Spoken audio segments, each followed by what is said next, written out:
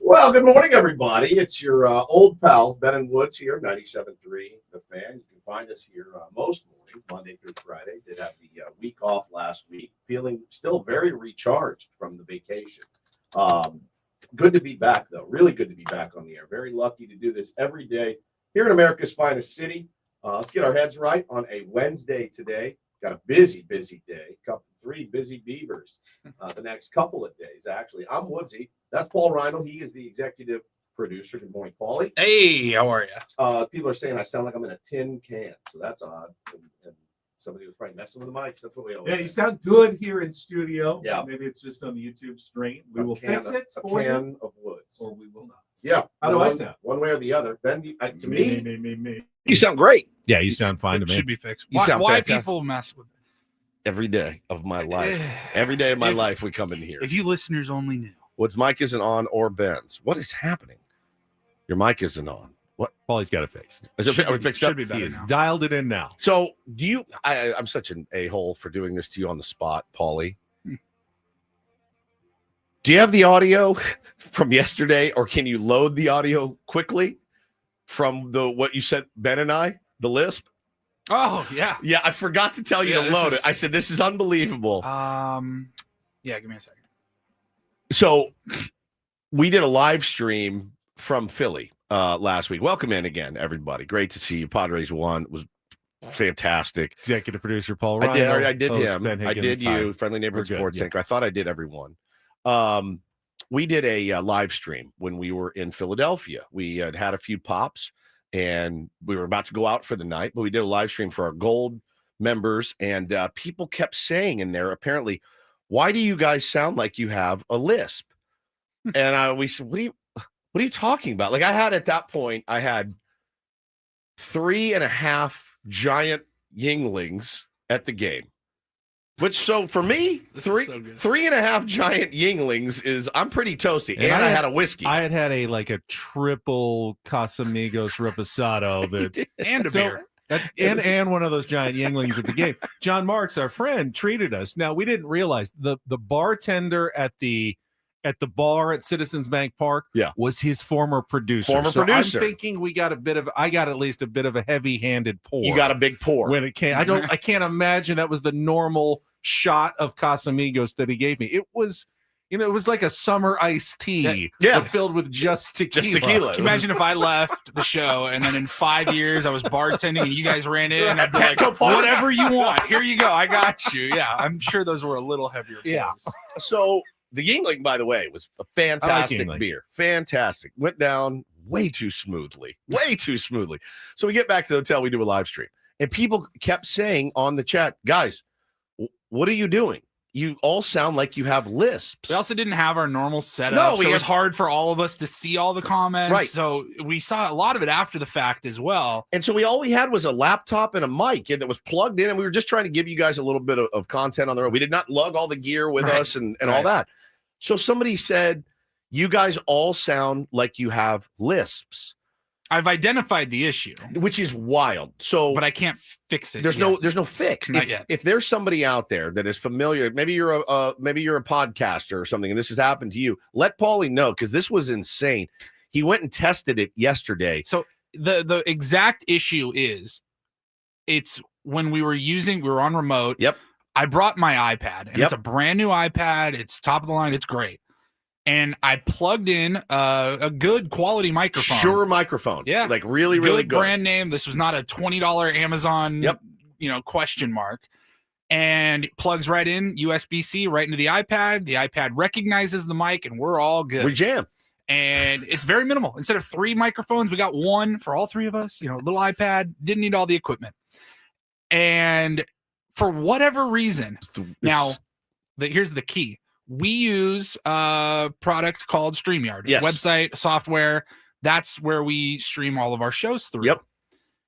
That's where the issue is. The issue is a StreamYard setting, some sort of it's like I need to uncheck or check one box and it'll fix it. I just don't know which box it is. There's no Lisp setting. Because when I was on, who would do a podcast to go, I like the sound. I like the sound of my voice, but I want to add a Lisp to it. I really do. Now again, there's not.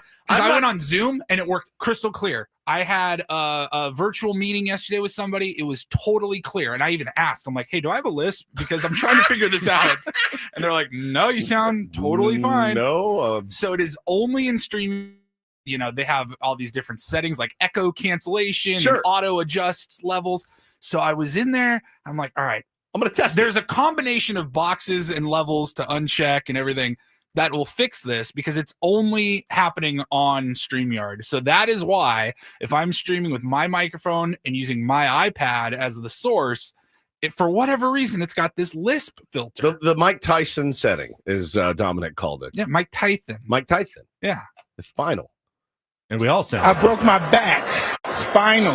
Yeah. Well, we had my microphone picked up all three of us sitting close together. So that's what we used for the member stream. But like, if we did a member stream tonight and I was at home, if I used my iPad and that microphone, as of right now, I would have the Lisp. So Paulie went to test it yesterday. He sent us the audio, and he's like, "This is what they heard going out over the live stream." There was a little sentence for me to read, and I read the same sentence 3 times, 3 different settings, trying to figure out if I figured it out. This is what they heard. Test 1, 2, 3. I'll just read right here.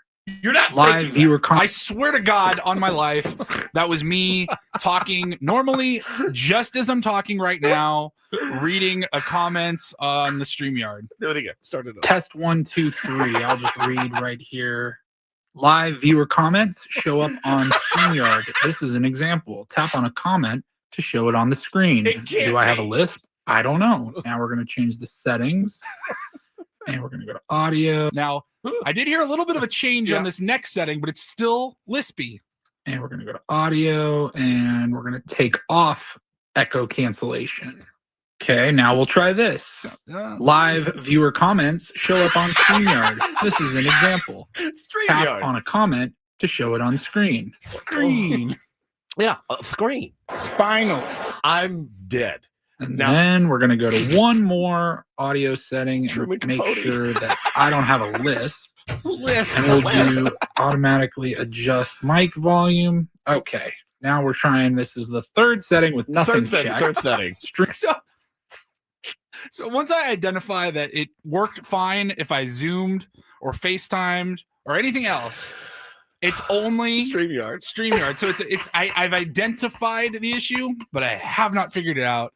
I'm going to make our engineers be working on this the rest of the morning. Let me add. But like, I was mortified to be like, we did a full 45 minute full recap of Philly. We're out here. We're watching the Phillies game last night, and it was really good. You guys won't believe what happened at baggage claim. I had a whiskey and a couple of beers. Dylan Thief's girlfriend was there. We talked to Dylan Thief's girlfriend. And God, dude. Jason Adam was there. Phillies Padres tonight at the bank. And I want to say, and this is on behalf of all three of us, this segment in no way should be construed as disparaging toward people with speech impediments, which is a real thing. Both of my kids talk this way. We understand. It's unbelievable. Dylan Thief. Now, I said that without a Lisp filter. I just said it one day. Dylan Thief. And I don't know why it came out that way, and I don't know why this happened, but I honestly, I think Keegan said I would watch it all over again. It was hilarious, man. It is just insane. So I couldn't believe it. Paulie tested it yesterday. We cannot. We're going to change the settings. We cannot get to the bottom of it at all. It's so funny. I think Lisps, by the way, are adorable. Both my kids talk like this, both of them, and Test 1, 2, 3. It's incredible. I can't believe it. I cannot believe it, man. Oh, I cannot believe it. So that's what Paulie was working on yesterday, trying to get to the bottom of this. Yeah, cheesesteaks.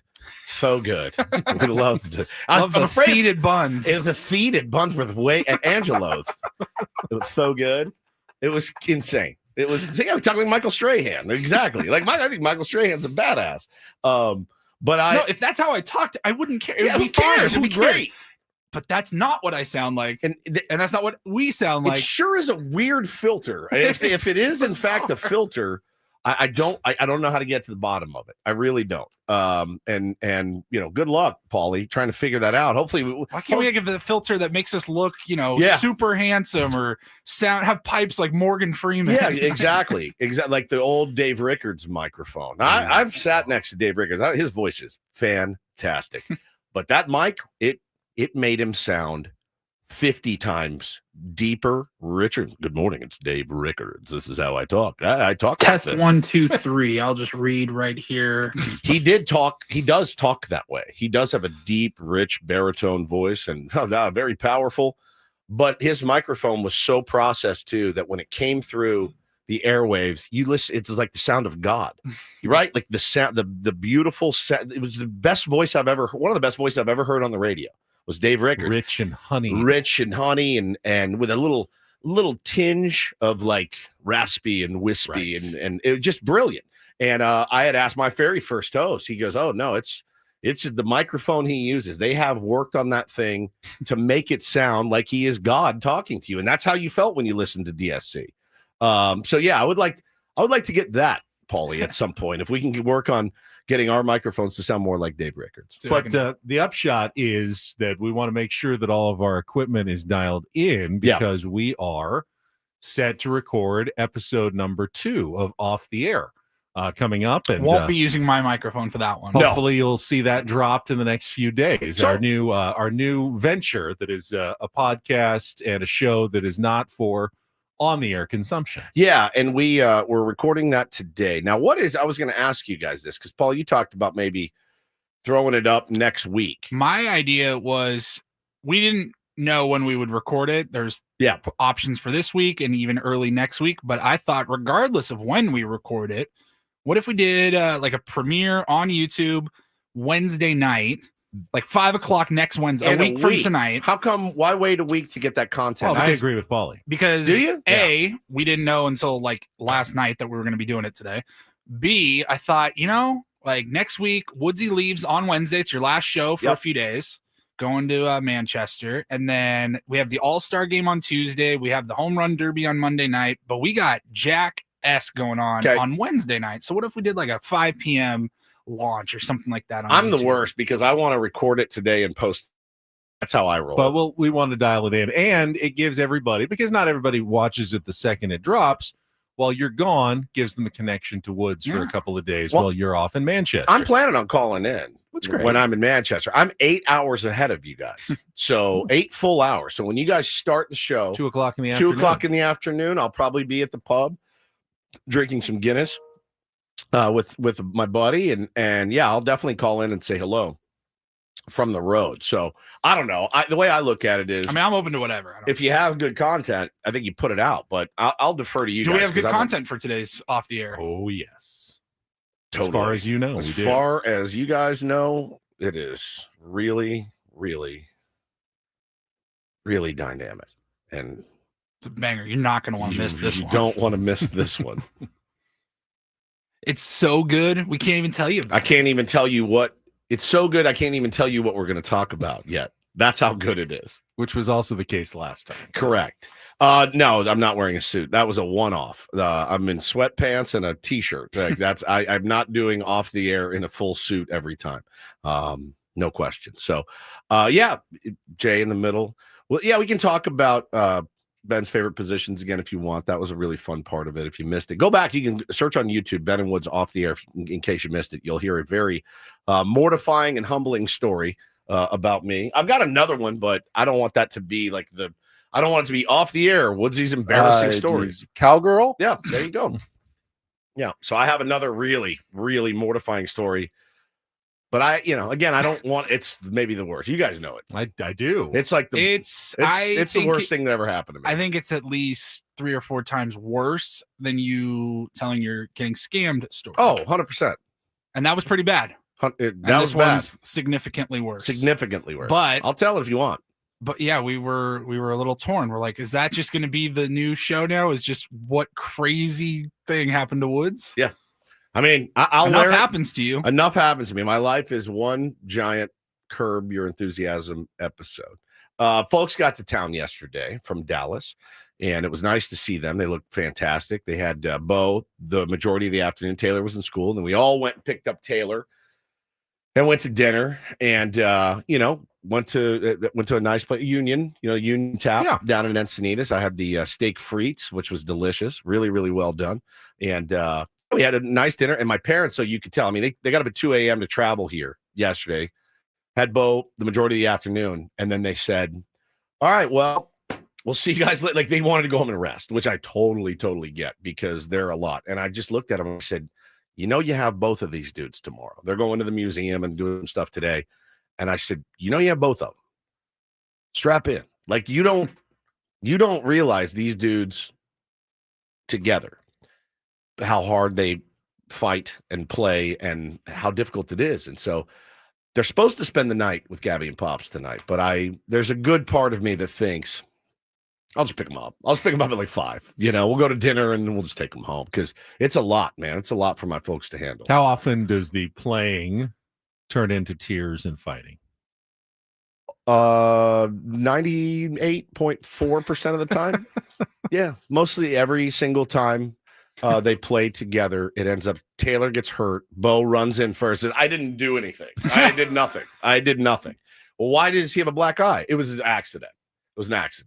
Okay. All right. So last night they were playing basketball in Bo's room, and Bo made a rule that you couldn't, if you were going to shoot a 3-pointer, the other person could yell out block, and you couldn't shoot a 3. It doesn't make any sense, but they're 7 and 4. So they run in. Bo said, I just kept saying block, and then Taylor's crying. He goes, I want to go to bed. I go, why? He goes, Bo wouldn't let me shoot 3-pointers. He just kept saying block. I go, well, why didn't you say block when he shot a 3-pointer? And he just kind of looked at me blankly like, oh, I didn't know that was an option. I could have done that as well. And I said, yeah, next time just do the same rules and beat him.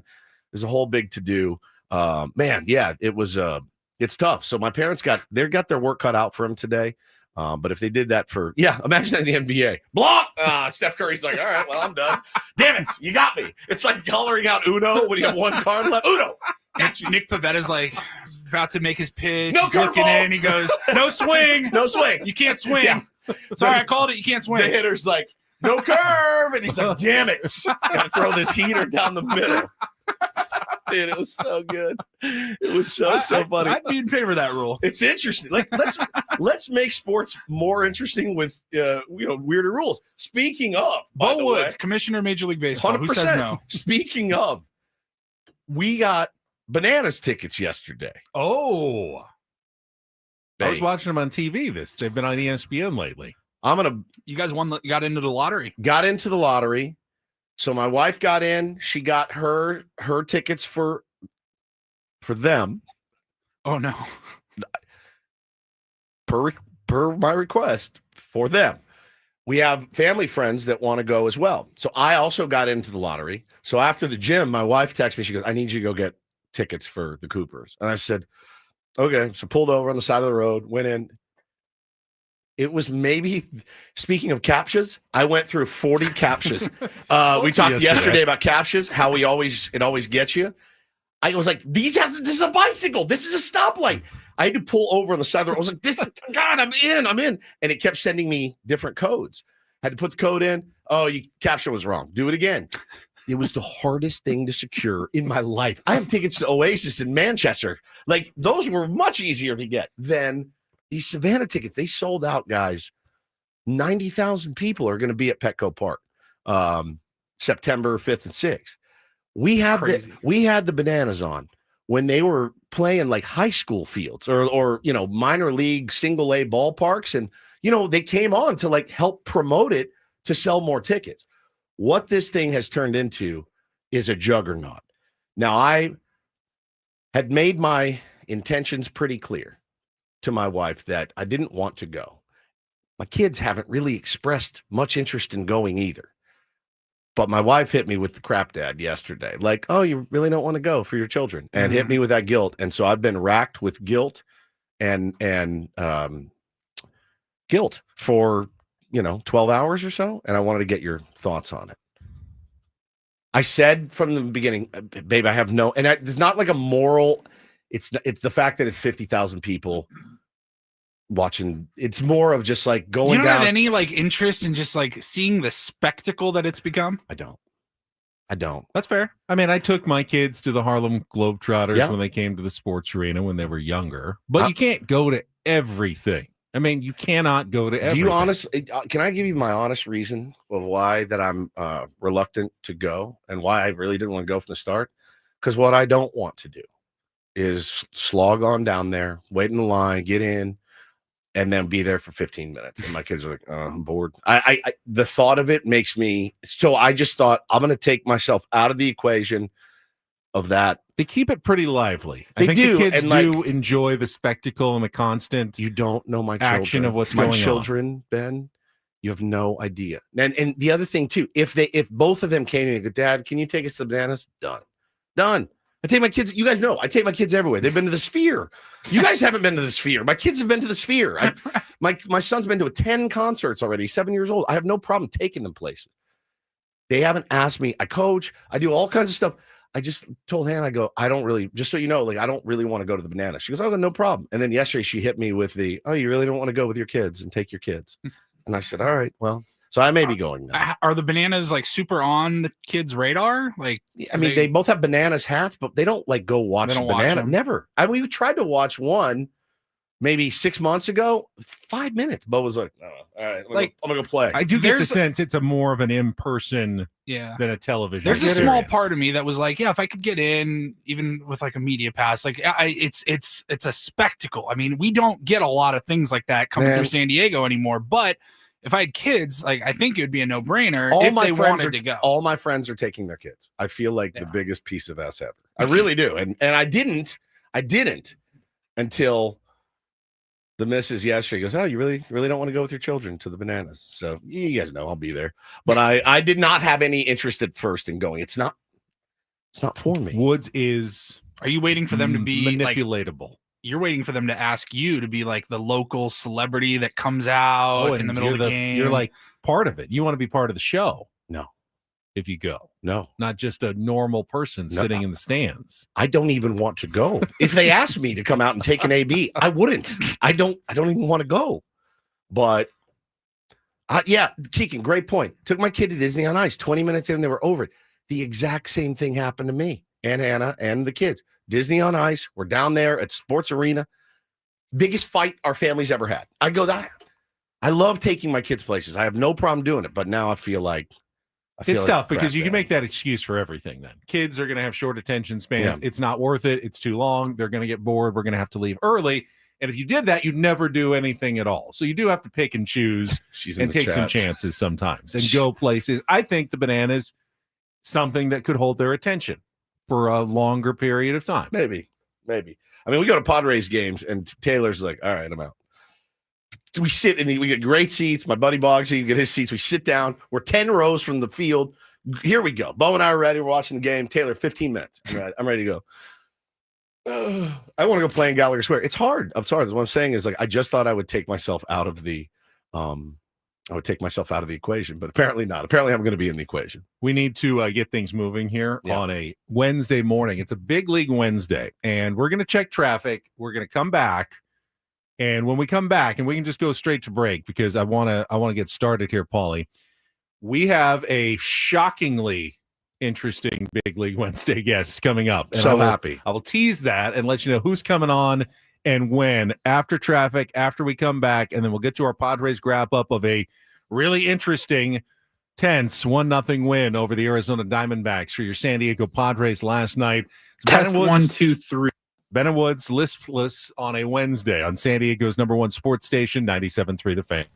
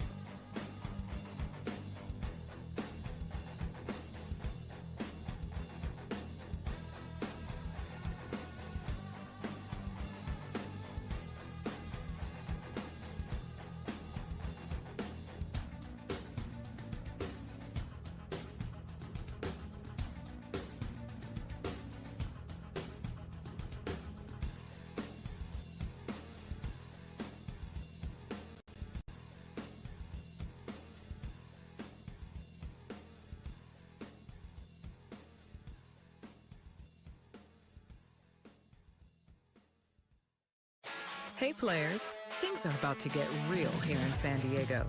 Introducing the all-new Jamul Casino Resort. With a 200-room hotel tower, exciting new eats and drinks, plenty of new places to play, and a luxe spa and salon. Hello, rooftop pool and deck. It's where players can play their hearts out and enjoy all the perks that come with it. It gets real this summer at the all-new Jamul Casino Resort, the Players' Place.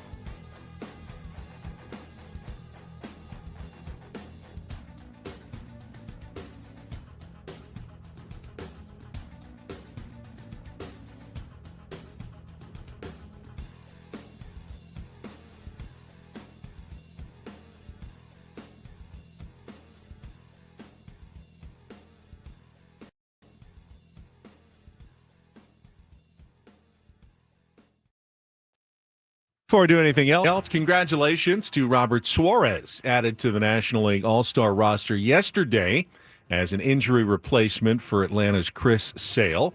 So the NL saves leader will, in fact, be at the All-Star game. Second selection for Robert Suarez. Good. Is poised to cash in as he can opt out of his contract at the end of this season and maybe try to lock in one more long-term deal. Will it be with the San Diego Padres? My suspicion would be not. that we're probably enjoying the last couple of months of Robert Suarez's tenure in San Diego, but you never know. Never know. Things do change. Stranger things have happened. Congratulations to Robert Suarez. Well, have you guys thought about how maybe weird or uncomfortable it's going to be in the NL locker room based on the fact that the manager is Dave Roberts and he is going to be managing Manny Machado, who almost killed him last postseason, almost took his life. Dude, that was so much intent behind so that. much intent. It was sinister, and there was intent behind it. So that's his starting third baseman through no choice of his own, by the way. Like, that was voted in. Manny's the best in the game, so he's going to be starting at third. Dave Roberts will be his manager. He'll be putting him in the lineup. Then Robert Suarez walks in there, and there's Shohei Ohtani, who he just dotted with a 98-mile-an-hour heater. Is it weird? Don't you think it's going to be a little bit odd? Yeah, I hadn't thought about it, but you're absolutely Have you not thought right. about it? It's the You're first thing I thought of. absolutely I right. went, oh, God. Oh, like, what's the con? Like, when Manny walks in, is it just he's Manny, so he's going to be like, what's up? Manny will be fine. He'll be fine. And Dave already Dave will admitted be it fine. was a complete put on, so I think they'll be okay. I think the Suarez Ohtani thing's a little bit. Ohtani played it off so well. He really did. He'll probably just go, Hey, what's up? hey, How you what's doing? up? How you doing? And kind of move on from there. Now, here's the other thing I worry about, because I'm psychotic. If I'm a Padres fan, so if Dave Roberts puts Robert Suarez in some crap position to fail, I'm going to be mad. If he pitches him too long, I'm going to be mad. Suarez pitches 6 innings. He's the starter. Just keep rolling. He's like, oh, all right, bro. Like, he's out there. So I don't know. Like, I just think it's weird. I think it's a weird thing. Now, I do know this. I'll say this. They're all professionals. They all have a great respect and understanding for the fraternity that is the big leaguers. So I'd say it as kind of a joke, but it is something that popped in my head as I go, you better not put him in a position to fail. And you, like Jason Adam, what is that going to look like with the, your rival's manager is your boss for a day or two. So something to watch, something to take note of. Nick Pivetta made another compelling case that he should be at Atlanta last night, and we'll go through it in our Padres Wrap-Up with Jesse and Tony's highlights coming up next. I actually don't want Nick there now. This is selfish, but because he pitched last night, he could pitch again on Sunday against the Phillies, which would make him ineligible. And I don't know that the Padres can afford not to start Nick Pivetta. They may want to give him that extra break because they want him to be fresh for the second half. I'll be curious to see how A.J. Preller and Mike Shildty decide to handle the starting rotation this weekend. Because remember, last year they gave Michael King a bit of an extra break during the All-Star break as well, gave him some days before, days after. I don't think he actually went on the injured list, but it turned into like a long enough stint that he missed 2 starts going through. Do they want to do that with Nick Pivetta, or do they need to win these games? Do they need, him? They need Nick Pivetta on the mound more than anyone else right now because he's been their most effective starter by a wide margin so far this season. Yeah, no question. And they had the stats there last night in the broadcast talking about how he's been the stopper after a loss. You want Nicky P on the bump, and I can't. We're going to talk about the game for a long time today. Certainly, it was one of the more compelling games you'll see. Nicky P, huh? And the guy is a beast. I mean, straight up, he's a warrior. His comments in the UT to Kevin Acee after the game, I'll read those too. Fantastic, man. What a steal. We talked a little bit yesterday, Benny, about the swings and misses from A.J. Preller this year. And I think it's fair to say Martin Maldonado, Jason Hayward, Yuli Gurriel, those are swings and misses, certainly. But the Gavin Sheets of the world, the Nick Pivetta, weird contract, manipulation, his ability to be flexible on it to get Nick Pivetta here. That is a home run. That's a home run out of the ballpark, man. So really well done on that part. You have to give credit. A pivotal decision by A.J. Preller. I wouldn't say that. Okay. Only you would say that it was a pivotal instead of pivotal decision by our We will go through the highlights. We'll pay off Jesse Agler's incorporator. Remember when we were talking to Jesse yesterday, his son got pelted by guano, bird poop, which inspired the incorporator of guano. So we'll get to that coming up. Don't do this. But in the second half of Ben and Woods today, right after Take on Woods at 8:20, it is a Big League Wednesday. And yes, you're all dialed in the chat, so you've seen some of our teasers. But if you have not, think you'll be interested to know that we are going to be joined this morning by former big leaguer and current Arizona Diamondbacks manager Torey Lovullo, who is in town. And quickly, Lovullo. They say Lovullo on the broadcast. It's spelled with a U, but I always hear Lovullo. So it's probably somewhere in between. I'm going to brick it for sure. I think no question. Yeah, we've always kind of wanted to talk to Torey Lovullo, but always. I think after his interaction with Ketel Marte, with the heckler and what he did and humanity that he showed. That's the word right there, humanity. Yeah. And I want to talk to him about how can you be a big league ball player, which is, it's a guy's kind of frat house sometimes, but also keep that humanity at the same time. Fit in. You mean for Ketel or for Torey? For Torey.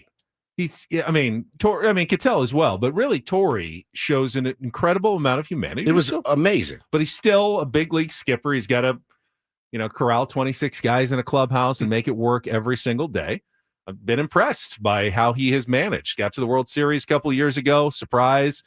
He has done a good job as the skipper. I want to talk to him about Corbin Carroll and, how Corbin Carroll got through his sophomore slump that Jackson Merrill is going through right now. He's just a really good baseball man. And he, when you get the opportunity to talk to a big league skipper other than Dave Roberts, I think you have to take it every single time. And he's been a guy we have been high on for a few years. We all have a general like of Torey from the Arizona Diamondbacks. Torey Lovullo. Don't say it because you're going to put it in my head now. Torey Lovullo. Say it 3 times. Torey Lovullo. Guys, it's actually Lovullo. Should we ask him? I'll ask him. I'll just ask him. Why not? I'm very excited. Paulie, great job. Sometimes you just throw the bait in the water and they bite. And you just kind of look at the week and you're like, ooh, that would be, let's see if we can make that happen. I'm excited, man. Credit to Diamondbacks PR for helping us out. I'm very, very, very excited. I think he has done a great job with that team. And anytime, again, you get a chance to pick somebody's brain like that and talk about the humanity that he showed, I'm all in. He did lose last night, though. He did. And Padres needed that win. We will get into the highlights. Padres Wrap-Up coming up right after a check of traffic here on 97.3 The Fan. From the 855 Get Ross Traffic Center, protecting San Diego after accidents or injury, here's Kelly Danick. This game day traffic report is brought to you by Crystal Geyser Alpine Spring Water. Well, fortunately, no incidents, no accidents, and no surprises on our roads, meaning, of course, you're going to start seeing some of that usual slowing in the usual spots, but at least nothing getting in your way at this time. What makes Crystal Geyser Alpine Spring Water different? They always bottle their Alpine Spring Water less than 1.5 miles from the spring source, and all their bottles are made with 50% recycled plastic from their own recycling plants. Crystal Geyser, bottled at the spring source. I'm Kelly Danick with Ben & Woods, San Diego's #1 sports station, 97.3 The Fan. I love winning, man. I love winning. You know what I'm saying? It's like better than losing. Miss any of the Padres win yesterday? Ben and Woods didn't. Yeah, absolutely. We've got you covered with all of the highlights. Oh, yes. It's the Padres Wrap-Up. Brought to you by Jamul Casino Resort. Things are about to get real with the all-new Jamul Casino Resort with gorgeous rooms and exciting new eats and drinks. It gets real this summer at Jamul Casino Resort, the player's place. I want to go fast, but I want to go slow, and I want to go deep. About to deliver his 60th pitch of the night. Pavetta set and ready. 3-2 to Gurriel. Here it comes. And a swing and a miss. Got him to go after a 96-mile-an-hour fastball and back-to-back Ks to leave him loaded here in the top of the 4th inning. No runs, 1 hit, and the Arizona Diamondbacks leave 3 men on base after 3.5. No score at Petco on the Padres radio network. Runner at second, 2 outs in a scoreless game, 5th inning. And the 2-1 to Carroll, lifted in the air to center field and deep. Merrill's going back. He is at the wall, leaps up, and he made the catch. Jackson Merrill over the wall in center field to take it away from Corbin Carroll and keep this game right where it's at. What a play by Jackson Merrill as he robs a homer for the 2nd time in the last week. Morejon kicks and deals, and a swing and a miss. Got him with a changeup. And for the 2nd time tonight, the Diamondbacks leave them loaded. Peek. Ooh. Hit in the air to deep right field. Luis Arise towards the Petco porch. Gonna go! fifth of the season for Luis Arise, and the first run of the night as the Padres go ahead 1-0 here in the seventh. Taylor hits it in the air to deep right field. Fernando's going back. He is at the wall, leaps up, and he made the catch. Oh, for the second time tonight, the Padres rob a home run. Merrill got Carroll in the fifth. And now Tatis takes a game-tying homer away from Josh Naylor in the eighth, and it is still 1-0. Suarez about to throw his 20th pitch of the inning. 3-2. Here it is. Thomas swings and misses. Strike three.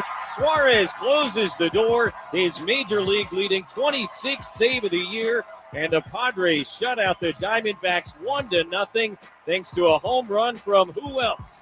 Luis Arise. Yeah, a ton of positives tonight. Gritty win. Nicky, fantastic. Third now all-time Canadian strikeout leaders. It's a big deal. But he was terrific. Established it from the very beginning. Went all the way through, made a lot of quality pitches. Fastball was good. Threw in for effect. Curveball was outstanding. Heart of the Lion. So terrific job by Nick. Fantastic job by Nick Pivetta. Nicky P was unbelievable. Canadian or not, it was good performance. Yeah, Canadian or not. How about this quote, man? This made the hair on my arms stand up. He said after the game, he said, "I live for competition. It's what I play baseball for. I live to beat my competitors because they give me their best efforts every single night. So I'm going to give them my best effort. It's a game at the end of the day, but this is what I live to do. I live to win baseball games. I love to live to just do my thing, but out of respect for the other guys." When you see a guy after 103 pitches scream that he does not, I don't want to come out of this game. Don't come get me. Oh man, it's what you dream of. It's what you try to teach your children, right? Like if your kids love baseball, you try to teach them, don't look over in the dugout. If you look over in the dugout, that means I'm coming to get you. That means you don't want to compete anymore. And Nicky P has that in spades. He was brilliant last night. And Merrill Kelly was beyond brilliant as well. It was a really good pitching matchup. Nick Pivetta, he comes at opponents pretty hard. He does. And I was wondering whether that would rub some people the wrong way. Probably does. When the Padres first acquired him. And maybe it does, but it hasn't sparked anything. No, it hasn't. Padres have had their share of incidents, but none of them have been because Nick Pivetta was overly demonstrative. I think you're seeing it a lot more in the league right now with pitchers. You saw Jacob Mizrachi last night against the Dodgers. He was really, what's the word you just used that I really like? Overly demonstrative. Demonstrative. Yeah. He was. Dustin May is very demonstrative. Alex Vesia, I've seen the gifs of those guys going around. There's something cool. There's something cool about a guy like Adrian Morejon, who comes in last night, gets that big out, and just kind of walks calmly after that. There's something cool about that, but there's also something cool about the guy that's fired up and pumping his fist too. I like them both. I have no problem. I got no problem with either of it. I thought about that same thing when Tatis robbed that home run. How cool was that? I thought, how cool do you have to be to rob a home run like that? Know it's in your glove and then just stand like a statue. No emotion whatsoever. I mean, that the no emotion is emotion. Yeah. It's badassness. Yes. But to just stand there and then flip the ball out of your glove, Yeah. like if Kiss any your of us glove? ever had the athletic ability to rob a home run like that, we'd be jumping up and down. Paulie, losing our I'd be mind. running in with my Like, pants around my ankles, What dude. just happened? He's just like, yeah, that's business as usual. It's so cool. So cool. I would say, and I'll argue, you tell me what you think. Okay. There is a fine line. I believe Nick Pivetta stays on the correct side of it. But I got tired of Madison Bumgarner. Oh, I'm so 100%. tough. I'm so intense. Yes. I care more than everybody else. I don't get that sense from Nick Pivetta, but it is a fine line, and I wonder whether I'm just wearing Padres colored glasses when I look at Nick Pivetta's reaction and I go, I love it. I love how much he cares and how fired up he is. And then when I used to watch Madison Bumgarner do it and go, oh, that's just that act wears so thin after so long. I think the staring at I've never liked I just K'd you up and I'm going to stare you down. Does it look cool sometimes? Yeah, especially if it's your guy that's doing it. But also, like, that's what can rub you the wrong way. If I K you up, Benny, and I just stare at you the whole way back in the dugout, waiting for you, like, what's up? You want to say something? I just K'd your ass. That I don't really like. When you get a big K and you hop off the mound and you're looking into your dugout going, let's go, like you're fired up, getting your guys pumped up. I have never had a problem with that. I don't think you're showing anybody up. I think you're excited in the moment because you just competed your ass off. I think it also helps that when he's not on the mound, Nick Pivetta is a truly nice guy. He's a great guy. Normal, nice guy. And Madison Bumgarner was not a good dude. No. Not a good guy. Never was. You absolutely love playing with him. I think I'd say 80% of guys probably really love playing with him. And then there was probably those 20% that were like, dude, if you keep this up, like, I get dotted. I get hit for this. Now, you couldn't ask for a better guy to take the ball in a game that you needed to win back in his prime than that guy, period. Like, there's no postseason. His problem was that I don't sense that Nick Pivetta, if he gives up a single or even a home run or whatever, it's like Bumgarner would stare at these runners like, who do you think you, or like the whole time around the thing. I remember an instance, it might have been like Manny or even like a Will Myers. They fouled one off and they were kind of bummed at themselves. Like, God, that was my pitch. And he got so mad. Like, you thought you could do better than you could possibly do better than fouling a pitch off of me. Well, like, who do you think you are? Sean asked the question. He says, so the same goes for bat flips then, Woods? That's showing the pitcher up. It goes both ways. I don't agree. I think there's a way to do it and a way not to. This is just my personal opinion. If I hit a big home run and I stare at it and then I flip my bat to my dugout, no big deal. But if I'm looking at the pitcher, talking, they do it in college baseball a lot now. There's a lot of like, man, this feels personal. Guy gets a K and looks at the guy and screams F you at him. Bro, I thought Arise stared at the Diamondbacks dugout after his home run. I think he just looked away. I couldn't tell if he was, I don't think he was talking smack or anything. I don't know. I just think it's fun. I think there's a lot of fun in the game, and I really have no problem with guys celebrating their accomplishments. Nicky P, whether he's got our uni on or a Red Sox uniform on, we heard that about him too. We talked to Rob Bradford. He's like, man, he is intense. Like, he actually rubs some guys the wrong way. Certainly, that happens all the time. But Lou in the chat says the Dodgers pitcher, forget his name, ticked off about, or he ticked us off bad when he'd go nuts after that. Like Gratterall, Joe Kelly, Banda, Vesia.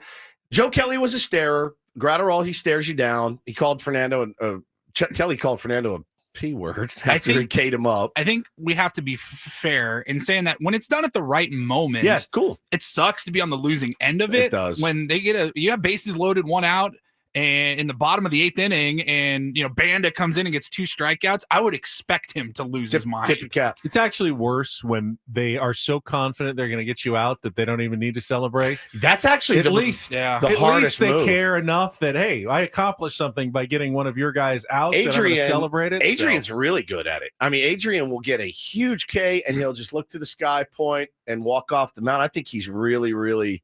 Like, that's cool to me too. But listen, Suarez, we can do this. We can do this all day long, talking about what we like or what we appreciate. You cannot say enough great things about how hard these guys played last night, how much they wanted to win that game. Now, the offense, obviously, still an issue. Can't come in here and sugarcoat it at all. They didn't fail once with runner in scoring position last night. Correct. They did not fail one time. 0 for 0. Isn't that all we wanted? That's just what we begged for. But it just so happens they never got a runner in the scoring position. You know what? Pretty brilliant idea I had. Home runs really help. They really, really help your team, even if you only get one of them. And the most surprising suspect last night yaks one out in Luis Arise. So look, gritty 1-0 win. We'll talk to the skipper of the Diamondbacks today about what it's like to watch your pitcher like Merrill Kelly be so dominant. And you give up a bomb to Luis Arise, you got to tip a cap. And of course, the 2 defensive plays that will be brilliant. Running on the 2025 highlight reel at the end of the season. Merrill robs Carroll, and Tatis takes one away from Josh Naylor. You don't win the game if either of those balls is not caught. So 2 fantastic defensive plays, even though neither guy really contributed much offensively. Tatis did, got on briefly and then was erased on the double play. So I missed that. I was putting the boys down. So my phone had gone ham. Yeah, now I didn't rewind it. So somebody Adam needs to was explain. texting us Adam about was it. livid. So they threw over twice quickly to try to get Tatis, picked him off. So they were out of step offs, and so Tatis had a chance to get a really good lead because they couldn't throw over. And on the pitch, Tatis took off, but Arise swung at the first one and sharply grounded into a double play. Got it. A little bad luck, but you could have waited and given Tatis a chance to steal second there. It's an argument that can be made. I want to give Mike Shildty credit for something, though. huge from last night's game. We'll get to that when we come back, and Jesse's incorporator word from yesterday as well. All ahead, hour number 2. Ben and Woods next on 97.3 The Fan.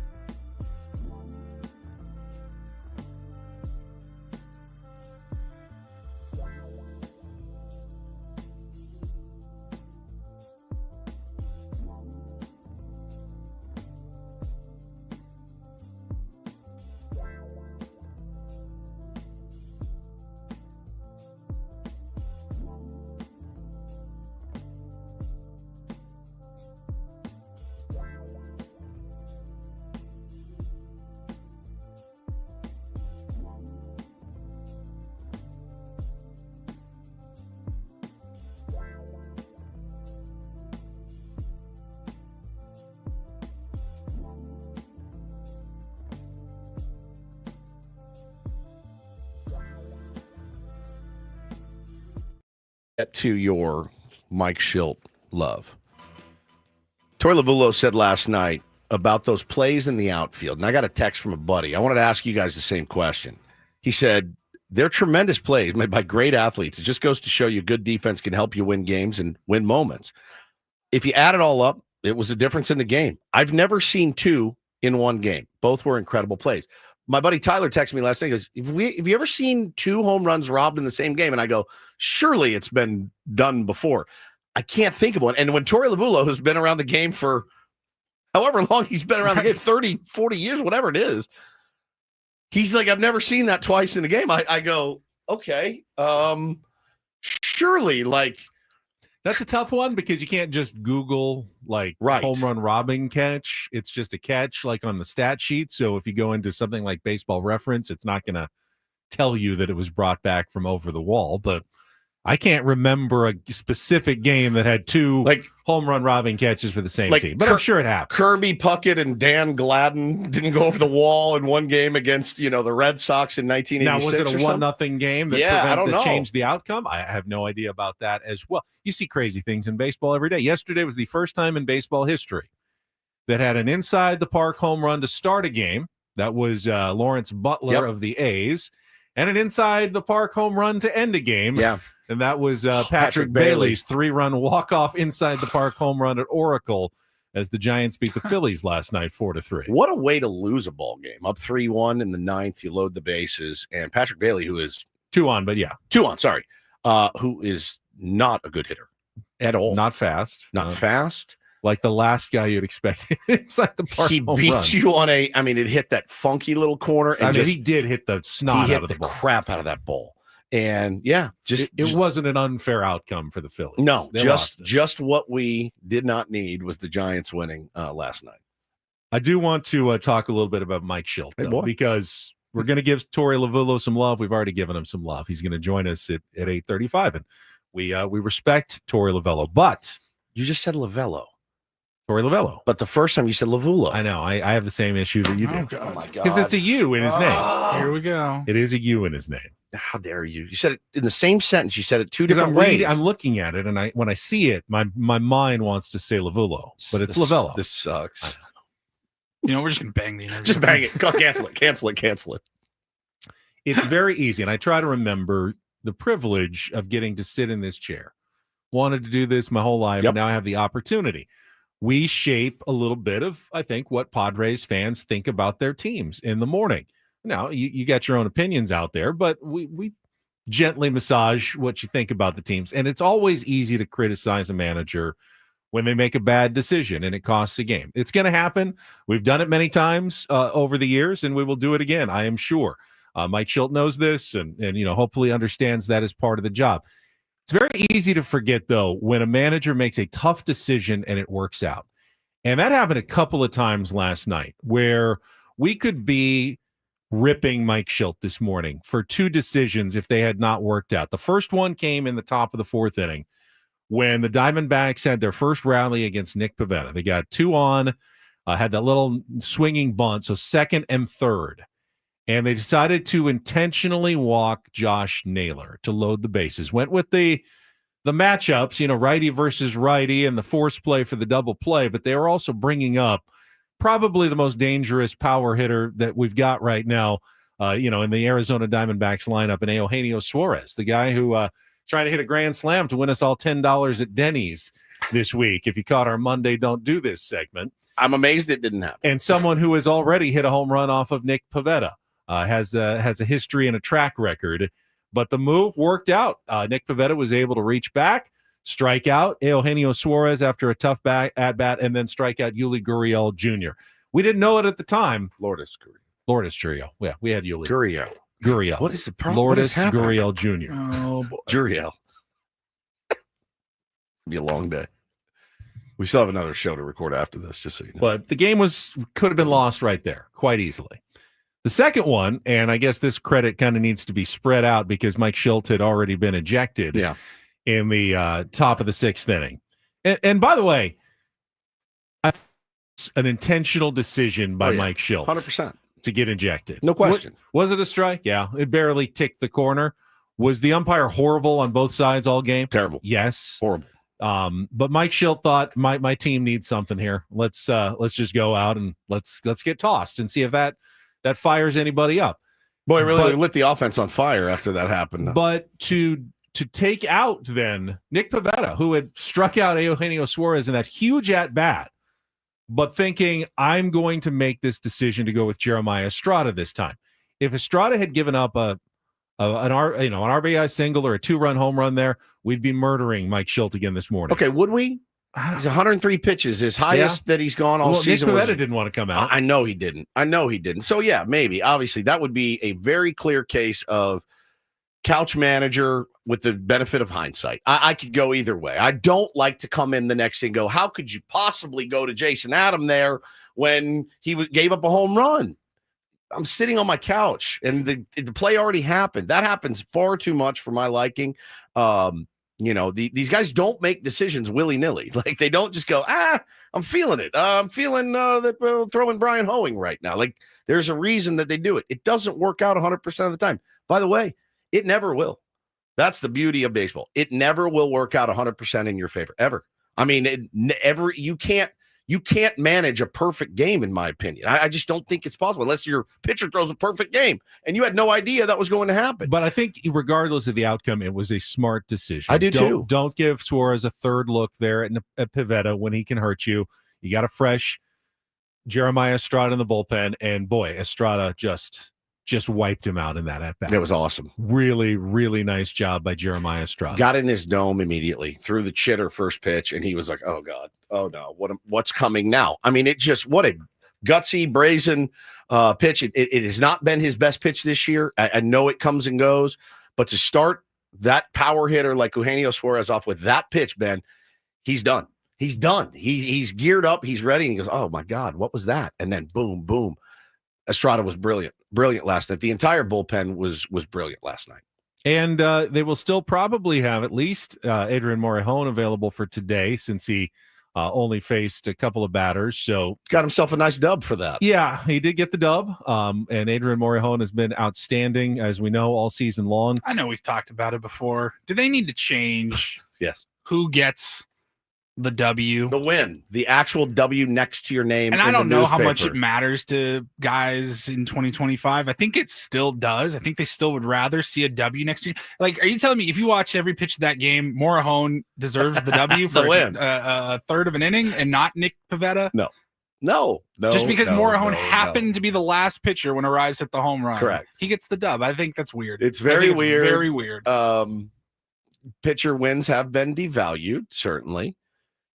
I don't know. I would think it would be pretty cool to win 20 games in the show. I think it would be incredible. You win 20 in the show, you can let the fungus grow back on your shower shoes, Ben. Then the press will think you're colorful. I've always said that they could change the rules a little bit. I don't think a starter needs to go 5 anymore to get a win, but they keep that rule in there. Yeah. Otherwise, there's no discretion.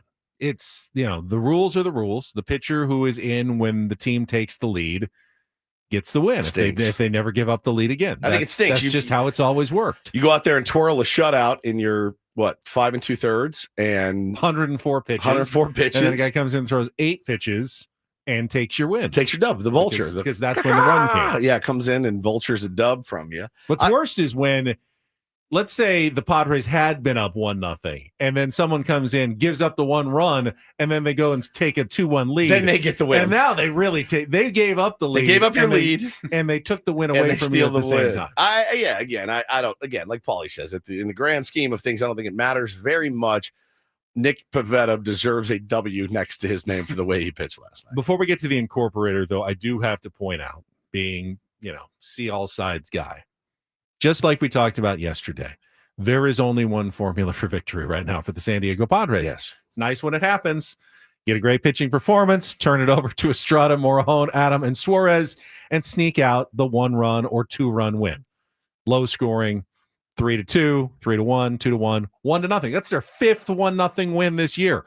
You cannot survive on 1-0 wins. The Padres need to find other ways to win games. So specifically with some offense. This is not sustainable over the long run in the second half of the season. No. They've done a great job managing to get 7 games above 500 with the offense scuffling for as long as it has. It is not going to continue this way. They're going to start losing too many games if they don't score more than 1 run. It's already a miracle they've won 5 times when they scored 1 run. Truly. And 14 shutouts for this team. Again, you can't say enough great things about how these guys have fought their ass off on the pitching side this year. It's truly amazing. It's remarkable. It really is that they're at this spot right now. And, you do let yourself dream on what could happen if the guys were clicking offensively. If, Xander Bogaerts did what he was supposed to do and Fernando didn't go into a 2-month-long slump and Jackson Merrill wasn't slumping, the team could be deadly. They could be deadly. They have that talent. They have that ability. You're not hoping, Ben, that these aren't journeyman players, right? These are your superstar cornerstone guys of the team that are all paid like superstars. And you're all you're asking for is, I want my superstars to play like they're capable of. The sky is the limit, man, with this team, with that bullpen and the guys that have gone out and pieced it together in the starting rotation. Tons of credit. Honestly, tons of credit to Fritzy and Ruben. But I think, as much as the catchers are much maligned on this team, and I think they should be, they have a part in that too. Like, for whatever reason, I don't think we're winning. I feel like they're really comfortable throwing to the tandem of catchers that we have. It's not fun offensively. It's not fun defensively. But for whatever reason, those guys should get some credit for the way that the pitching staff has performed. Not saying I don't want to see it upgraded. I do. But I think right now, man, who knows? Like, those guys they really worked well together last night. And they have all season. It has to be possible for more than one guy to be hot. It's got the to same be. time. I've seen it. I swear to God, I've seen it in baseball before. It just floats around, and only one person can grab the I'm hot stick at any time. Yeah. Xander had it for a few minutes. Now Luis Ariz has it. Good to see him have it. Manny had it for a while. Tatis had it at the beginning of the season. Jackson had it for a little while. But they're seemingly like impossible to both. You're allowed to have 3 guys hot at the same time. You really are. It's not a requirement that only one guy is allowed to be hot at any given moment over a 162 game baseball season. Yeah, no doubt. I've seen it happen. I've seen other teams have 3 or 4 guys get hot at the same time. I know it's possible.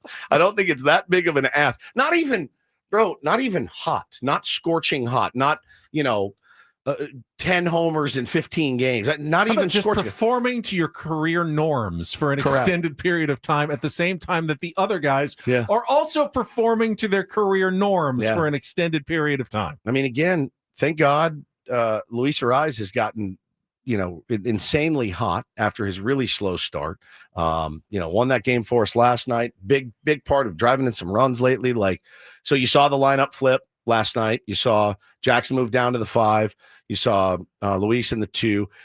The play that you mentioned with the Tatis running and him wrapping into the double play, that's what always kind of makes me nervous about Luis in the 2, because he does swing very freely. And I think, that's why he probably was moved out of that spot. But you had to do it. You had to give Jackson a little bit of a breather, take a little bit of pressure off. And again, we talked about it yesterday. Mentioned them both specifically, Merrill and Tatis. Neither of them have taken their slumps, their bad times at the plate into the field, and they've both been brilliant, and they were brilliant last night, and they won us that game. We'll talk more about the lineup change and hear about it from Mike Shildty coming up at the bottom of the hour. Right now, though, I want to pay off the incorporator from yesterday's visit from Jesse Agler. Joined us at 7:35 yesterday morning. Where what do we have audio-wise to set it up, Paulie? Because it was an interesting... It was an interesting way it happened yesterday. Yeah, I don't have the moment in question, but we had Jesse on yesterday, and I don't know, 4 or 5 minutes into the conversation, we heard just pure chaos in the background. He's out in his backyard in San Marcos, and he's got his kids because it's the summer, and he's trying to just give me a couple minutes, just play nicely. And then there's a commotion, and all of a sudden, one of his kids got targeted from above by a bird. Mm-hmm. And so then he said, you know what, let's just get to it now. It's actually, why don't we just give him the word now, because it's inspired, I think, a new incorporator word. Yes. I'm throwing out the old one. Dropping. No. The word Guano. Guano is it is the scientific name for the excrement of seabirds and bats. Yep, guano. Guano. Guano. Love it. So that was the challenge for Jesse last night as the Padres took on the Arizona Diamondbacks. How long did it take him to work guano into the broadcast? Quite a while, Okay. actually. We've said it before. You get a little nervous. Jesse always texts us right after the word, and after like the 6th inning, you go, "Oh God, did he forget? I don't want to bug him. It's fine if he forgot. It's cool. We'll be fine." Yeah, we don't care. Nope. Sure enough, just past 9:00, Jesse texts me, said guano. Late. It was in the bottom of the 8th inning, and Trenton Brooks was at the plate. Trenton Brooks will be the batter. Yeah, I was watching another game elsewhere today. I'm not going to say where because I don't want to talk smack. And the playing field was so beat up at this particular stadium. Brooks check swing foul, 0-1. And we get here, and I mean, we had an event. You and I were both at it the other night, dinner on the Diamond here, and you would never know you were on a baseball field, right? We had tables and chairs all over the outfield here at Petco. We show up to begin this series. You would never know. Just a tremendous job by Matt Balo, the head groundskeeper, and his crew. 0-1 to Brooks is up and in, 1-1. And look, I know the seabirds that are around here, they dump their guano. They help out with the fertilization and everything. But the crew we have here at Petco Park puts in incredible work. Guano. Sounds so weird to Slips hear it a right guy in. say guano. He just slides it right in. Real good. That's amazing.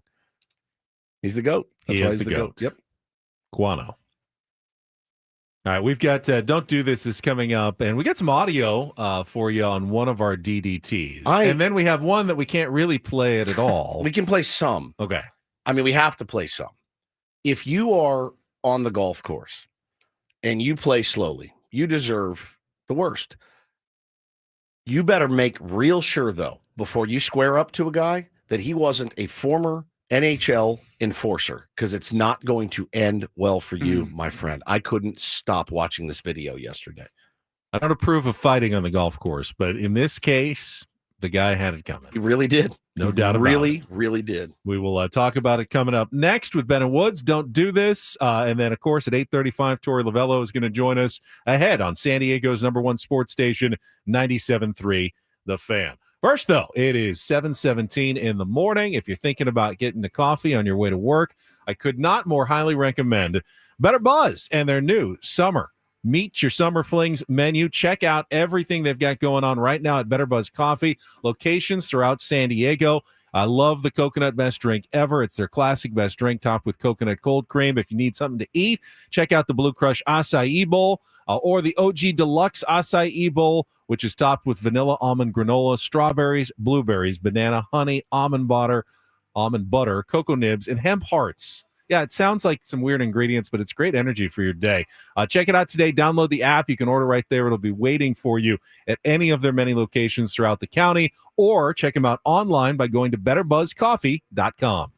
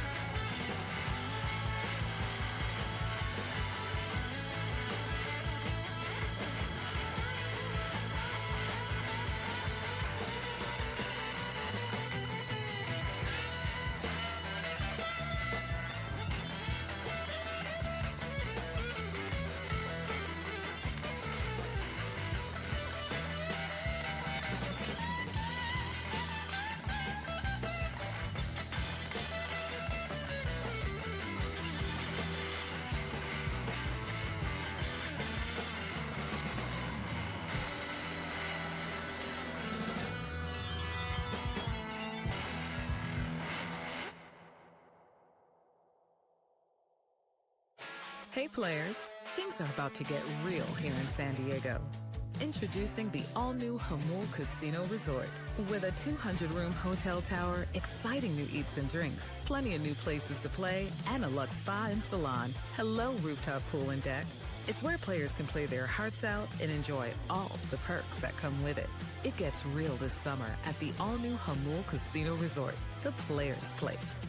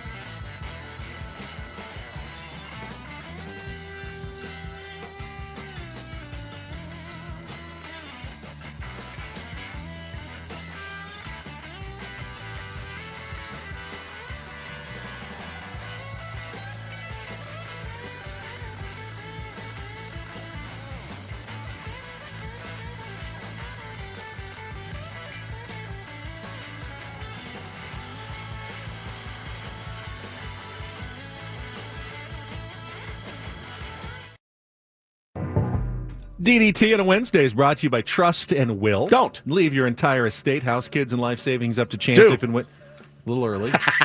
If and when you die. This. Set up a Trust or Will online at trustandwill.com. This is a lot more affordable than you think. Visit trustandwill.com for more info. Are we in a hurry? No, I just jumped the gun. All right. No, I just did it on purpose. Why don't you go first? I like to mix it up. Since you're just raring to go this morning. Man, I watched this thing 100 times. How did you miss this yesterday? I don't know. You showed it to me this morning, and I was shocked that it was being a golfer and following as many golf people that I do, that it didn't pop into my feed yesterday. This was insane everywhere. And I watched it probably 20 times. It was incredible. Well, listen, here it happens every day on every golf course around America. People drink way too much, and they start playing slowly. And the people behind them, probably also drinking, are like, guys, let's go. Let's get this thing going. You've been here for 23 minutes. You hear them talk about it in the video. This is embarrassing. Let us play through and back off. And that's exactly what happened, man. And a group was talking to another group, and it got pretty heated, and they're yelling and cursing at each other. And all of a sudden, man, one guy who is extremely intoxicated decides, you know what? Enough talk. It's time for some action. And he tells this guy, I'm gonna kick your ass, essentially. And the guy that he says it to says, bro, you're not gonna do anything to me. I'm gonna tell you what's gonna happen. I'm gonna throw you in that lake right there. If you come at me, I'm gonna throw you in the lake. Guy's like, all right, I've never seen play-by-play of yourself in a fight like this. Correct. It was unbelievable. It was truly incredible. He goes, I'm going to throw you in that lake. Guy comes at him, pushes him. He grabs him around the shirt, drags him over the lake, throws him in the lake, throws him in. Then the guy, you see him emerge like the creature from the Black Lagoon, who's embarrassed. Now he's soaking wet and muddy. His pants are falling off. Pants are falling off. He's hammered. Goes at the guy again. As soon as I saw that guy reach in and grab the shirt, and cock his hand back. I went, that guy played in the NHL. He just looked like a hockey player. Maybe not in the NHL, but he played hockey. Classic. There is one where the guy comes back at him and he flings him like 15 feet. So it was former NHL player Nick Tarnowski is the one that ended up delivering the blows to this guy. And he picked him up, he threw him in the lake. Credit to the cameraman. Cameraman was genius. Who really did a nice job with the cinematography. He really did. The whole incident. Now, Tarnowski played 245 games in the NHL between 2005 and 10. He played for the Tampa Bay Lightning, Nashville Predators, Florida Panthers, 6'2", 230. Racked up 297 penalty minutes in his professional career. Never had problems dropping the gloves. That was kind of what he was there for. And he messed this guy up, dude. I mean, he punched him 5-6 times. Now, the interesting audio you'll hear is him actually yelling out the word bang every time he punched this guy in the face. You want to know? You want scream at me? I got it all on record. I got it all on record. Hey, you want to go, guys? Leave him alone. Hey, leave him alone, man. I wouldn't keep going back, you moron. Bang! Bang! Come on, man. Bang! How do you get in there? Enough! Are you still cheering on you? Enough! He picks him up, and he warned him 100 times. Many times. The Canadians, man, yelling at each other. Sorry. I just never get it. If you are a slower player, just let the group behind you go through. There's never a problem. Ben, they were hammered. Still, even if you're hammered, just take your time. Let the guys go through behind you. Now, also bring a little patience to the golf course. There's always going to be some waiting out there. Yeah, but you could tell this had been if boiling there's room over. out in front of you, they'll be gone in 2 minutes, and then you don't have to worry about it. There shouldn't ever be any incidents on the golf course. I mean, imagine you decide, I've had 16, 17 transfusions today. I've had a couple shots of tequila, and I'm feeling pretty tough. I'm feeling pretty strong. I got sleeved up arm. I'm tough. I'm a tough guy. And the guy you pick a fight with was an enforcer in the NHL. That's something that would happen to me. That's why I don't. My DDT audio required less bleeping, just one, in fact. You're making me work today. I did make Paul take one little bit out. Came from the Dodgers-Brewers game, and former Padres interim skipper Pat Murphy, now the Brewers manager. They had him on the mic on the Brewers television broadcast, just put on the headset, and within moments, he was commenting, and I think he forgot he was on the mic when one of his guys lifted a deep fly ball that did not quite make it all the way over the fence. Manager of the Milwaukee Brewers, Murph, thanks for spending some time with us. Got to get your thoughts, what you've seen so far from your flamethrower, Jacob Mizorowski. It's pretty elite stuff here as Monasterio sends one to left. Call Get out of here. It's The less bomb on the. We had the good vibes going there, Murph. You just put the headset on like 5 seconds ago. I can see if you're like deep into a conversation, and after a few minutes, it's happened to guests of ours where they forget they're on the air and they say something they shouldn't. We have to dump it. He was only on for like 8 seconds, and he already dropped an S-bomb on the interview on live television. Just a baseball manager, just through and through. Did you hear what he had to say, Pat about Murphy? Mizorowski? About Mizorowski, who was brilliant last night. 12 against the strikeouts. Dodgers, yeah. Gives up the leadoff bomb to Ohtani and then just settles in. He's nasty. Pat Murphy talked about him before the game. He said he's just broken the shell, man. He's just out of the egg, all arms and legs. He's still got gooey stuff coming off him. He's something special.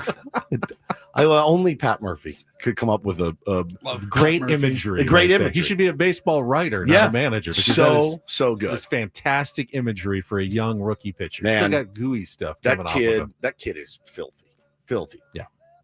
And then a little do this. DD mega doo-doo. Now, I know it's going to be a little bit of Giants loving, but when something happens once every 100 years, I think you can pay a little bit of extra love to it. Tip the cap. We talked about it. We briefly referenced it earlier in our 6 o'clock hour, but last night, Patrick Bailey with a walk-off 3-run inside the park home run.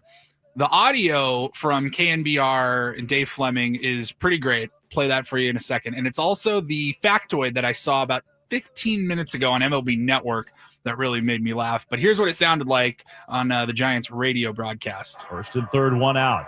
Patrick hits a high drive, deep right center field. This one is off the top of the wall, and it ricochets and it's rolling on the warning track. 2 runs are in. Bailey coming around third. Patrick Bailey scores. Great call.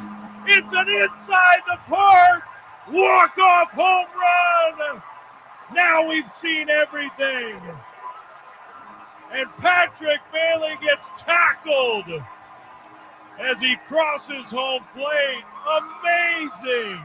It was unbelievable. And then I was watching, we got MLB Network here in the studio, and they put up a graphic. It's only happened 2 other times. Catchers with walk-off inside the park home runs. The last one was Benny Tate, August 11th, 1926. Their factoid for him: he was a coal miner before joining a semi-pro team, went on to a career with the Browns and the Senators. The picture that they show makes him look like he was very happy to trade in his coal mining career. He's for grinning baseballs. from ear to ear, sitting on a wicker chair. That's all they had back then. That's was it. Wicker. They had nothing other than that's it. Wicker. Wood and wicker. The only other time it had happened was Pat Moran from 1907, August 4th, 1907. His factoid: heavy drinker that worked at a textile mine as a You kid. know how much Pat Moran drank in 1907. Why would they put that on the factoid? Heavy drinker that worked at a textile he drank?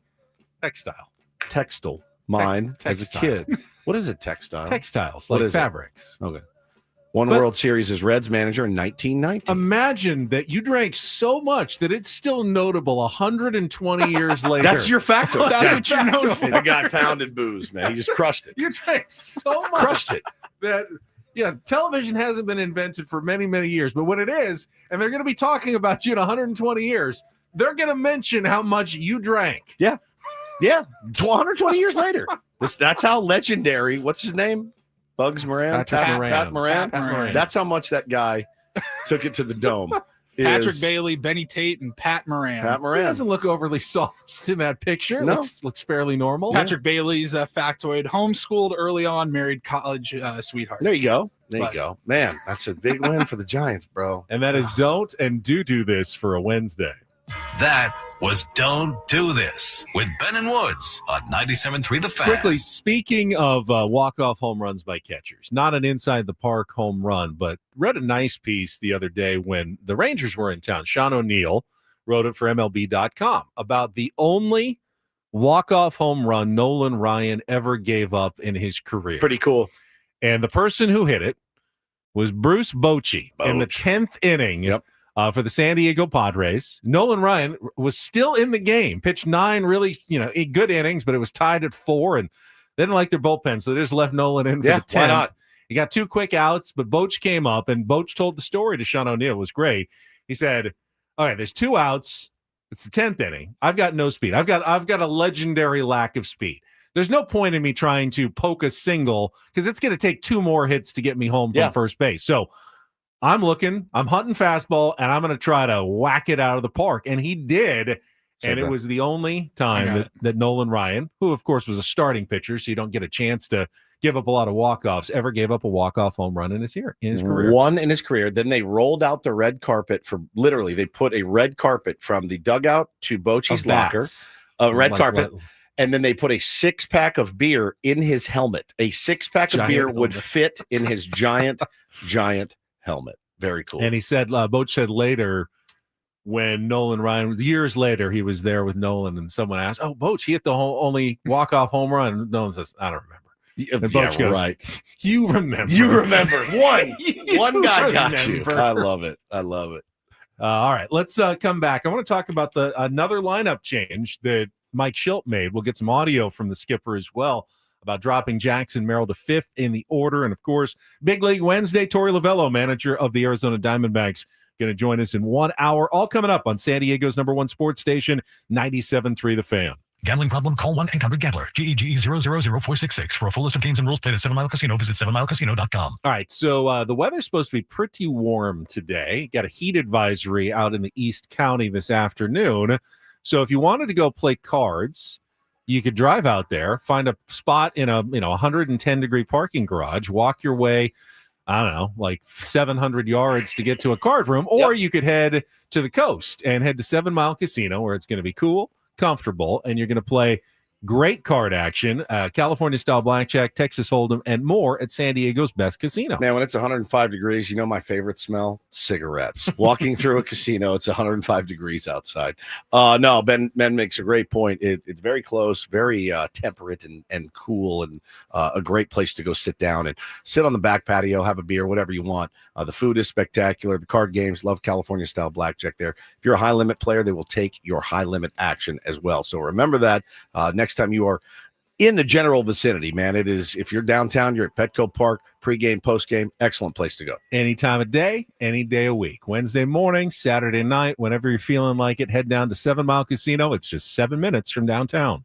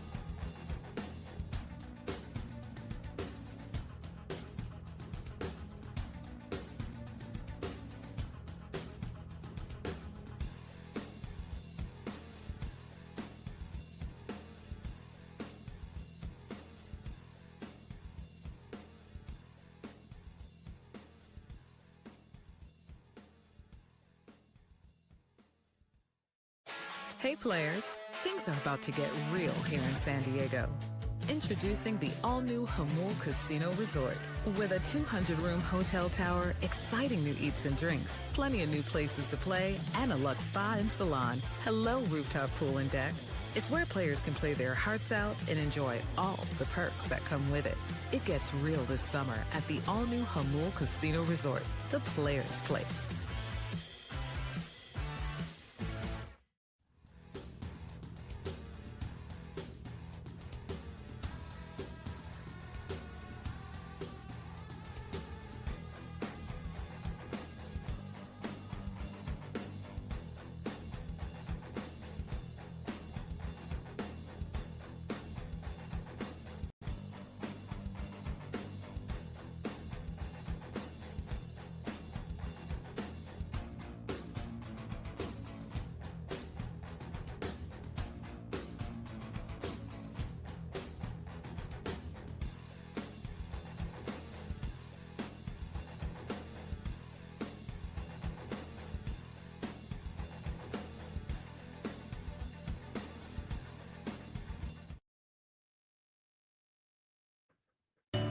Desperate times call for desperate measures, and even Mike Shildty, who famously doesn't like to change his lineups, has done so fairly regularly of late to try to get his slumping offense into gear. Nothing's really worked particularly well. I would just reverse it. I would just bat Martin Maldonado first. Just go reverse order, just to see. The old draw names out of a hat bit. Great bit. It's a great bit for adult league, not for the big leagues. That's how you lose your job. You start drawing names out of a hat. I don't think he's quite that desperate. There was a plan, there was a rhyme and a reason behind it yesterday when Jackson Merrill got to the ballpark and saw his name in the lineup, but not second, not fourth, batting fifth yesterday for the San Diego Padres. It's been a really especially tough week at the end of what has been an offensive slump, the longest of Jackson's career. Had that 0 for 5, was robbed of extra bases in the in the 8th inning on Tuesday, or the 9th inning on Tuesday. And it just didn't, I think he talked about it before the game, was very candid about it. And he said, he's always very candid. I want to keep playing, want to have my chance to hit my way out of the slump, but totally understand as well, maybe getting up as many times as I do in the 2-hole doesn't make a lot of sense right now. Yeah. There was a listener that was at the game the other night, and I don't know if you guys saw this tweet, but it was between ABs. So Jackson Merrill the night before last, so Tuesday night, Monday night, had the 3 straight strikeouts. Then he had I think he fouled out maybe, or hit a pop fly, and then he got robbed there in the last inning. But in between the 3 strikeouts, Ben, while his team was in the dugout, he went down to the cage, and the dude had home plate club tickets and snapped a picture of Jackson in there grinding off the tee in the middle of a game, grinding, just hitting 50 balls before his next AB. He's in it. He's in the S right now. And I think it happens to every great hitter. I think it happens to everybody that's ever played this game. It's so hard to do. And when you feel like you're lost, you just feel, if I can work harder and hit more baseballs, that will be the answer. It's not always the case.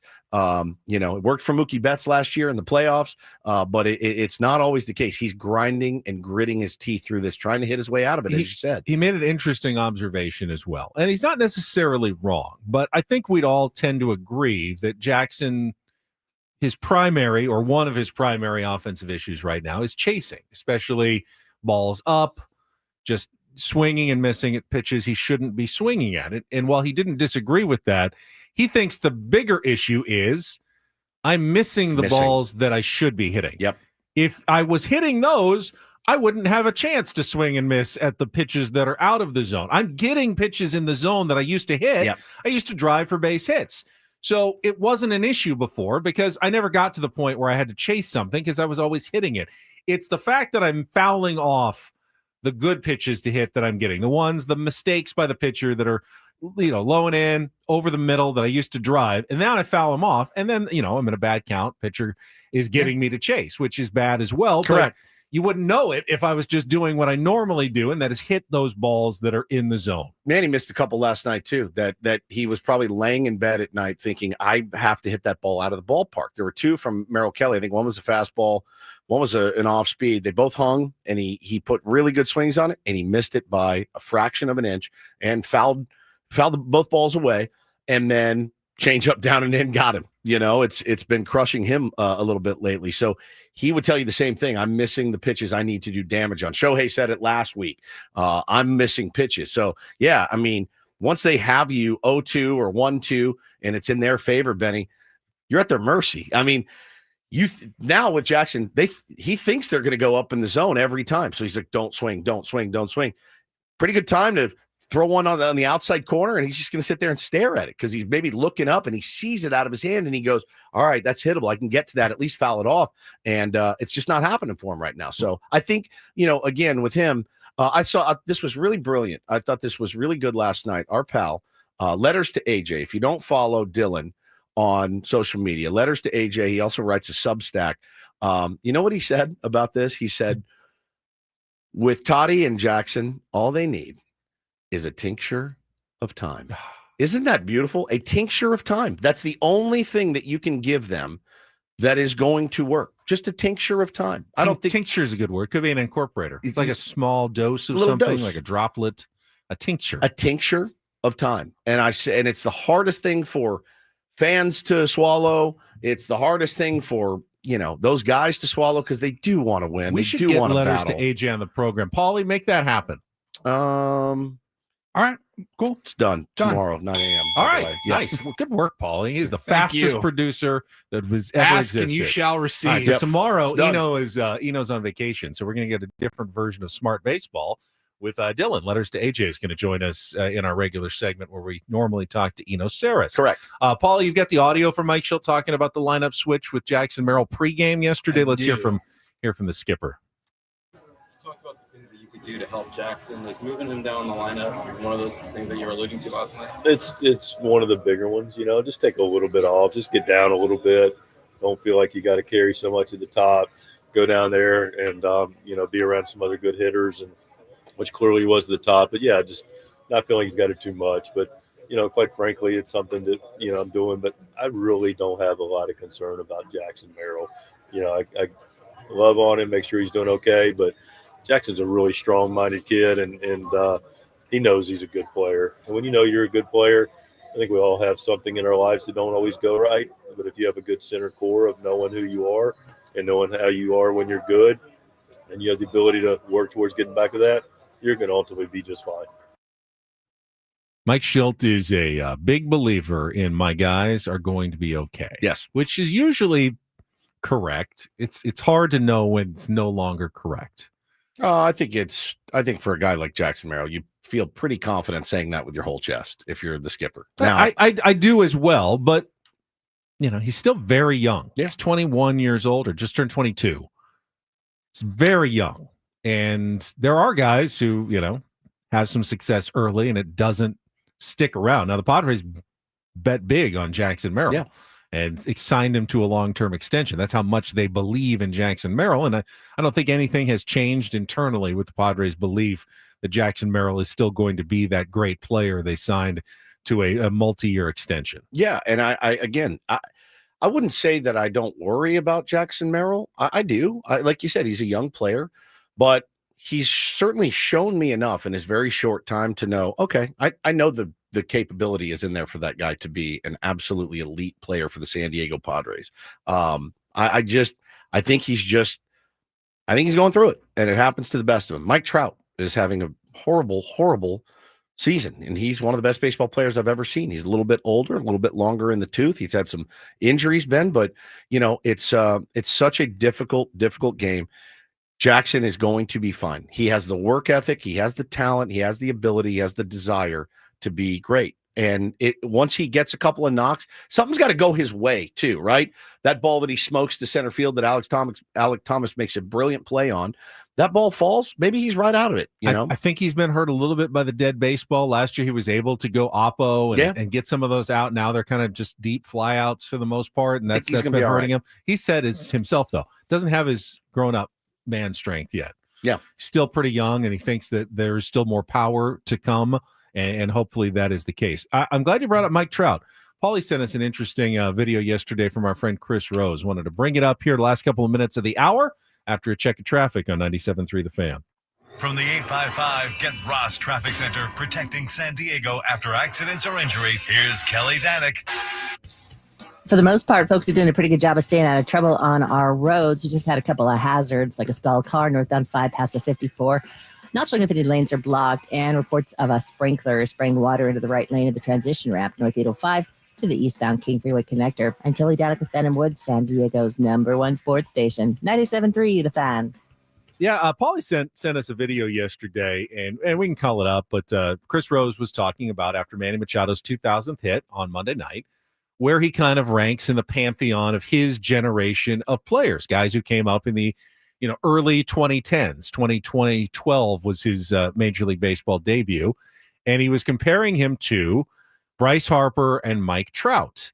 And nationally, the perception is, of course, well, Manny Machado's third among those guys in his era. And then he started talking about the actual numbers of how, well, if you look at Manny's numbers, they're better than Bryce Harper's. Yeah. And while Mike Trout obviously had the best numbers early, he doesn't look like he's going to have the longevity that a Manny Machado is going to bring. So that when his career, all three of those careers are over and done with, will we look back and say Manny Machado was the best player of his quote unquote era of the kind of the mid 2010s when he came up with those other guys, which would shock a lot of people. I think obviously only time will tell, but the fact that he does make himself available to play every single day is a big one. It's just a massive one for Manny Machado. And I saw the comparison yesterday of Arenado and Manny, and I shudder to think where Manny would be sitting if he got 9 years at Coors Field. If Manny Machado got 9 years to play at Coors Field, how many home runs would he have right now? He is at how many? 357. 357. Is that right? Yeah, 357. What's he sitting on if he had 9 of his years in Coors Field? 450, 430. You're right? Like, no question about it. No, he goes from that 30 home run a year guy to a 40 home run. And that he does that for 9 years. That's 90 home runs. That dude is cruising. He's going to get 500 in the next few years, right? If he plays 9 years there. So these comparisons are fun. It fills time, certainly. All three of those guys are absolutely elite players, but the longevity, the ability to stay on the field is really what – I mean, look at the games played. It's right here. Manny, Mike Trout, 1582. That's like 2 seasons. Yeah, the metrics certainly favor Trout because he produced more when he was in there, but – you feel like his WAR 86.6. That's going to dry up very soon. Big time. He's almost done. Manny may be going on another. He's got 8 more years left on his Padres contract. He's still going strong. It's surprising, though, when you look at the stats side by side, Bryce Harper doesn't lead the other two in a single category. Not one. Yeah, I've said it for years. He's not appreciated enough. All right, hour number 3 on a Big League Wednesday. Torey Lovullo, manager of the Diamondbacks, take on Woods coming up as well. Don't go anywhere. Ben and Woods continues on San Diego's #1 sports station, 97.3 The Fan.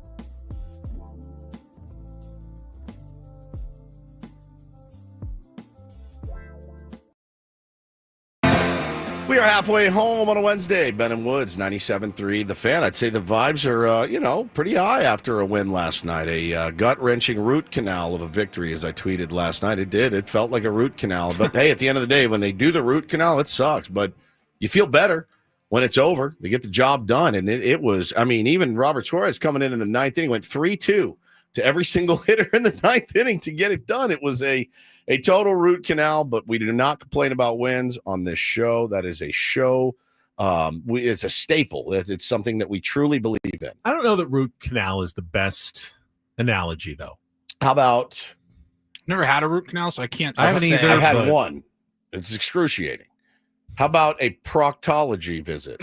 A colonoscopy? I guess, I saw some people say it was a tough watch, tough game, not a great play. It was a great the Padres played great in that game. But it's still a tough watch. It was definitely stressful. Yeah. No doubt about that. It's a hard watch. I wouldn't say it was like ugly. It wasn't. No, it was not ugly at all. Aesthetically displeasing. Why was it though? The Elias Diaz. The Padres throwing the played ball into the ground. Incredible defense, got incredible pitching.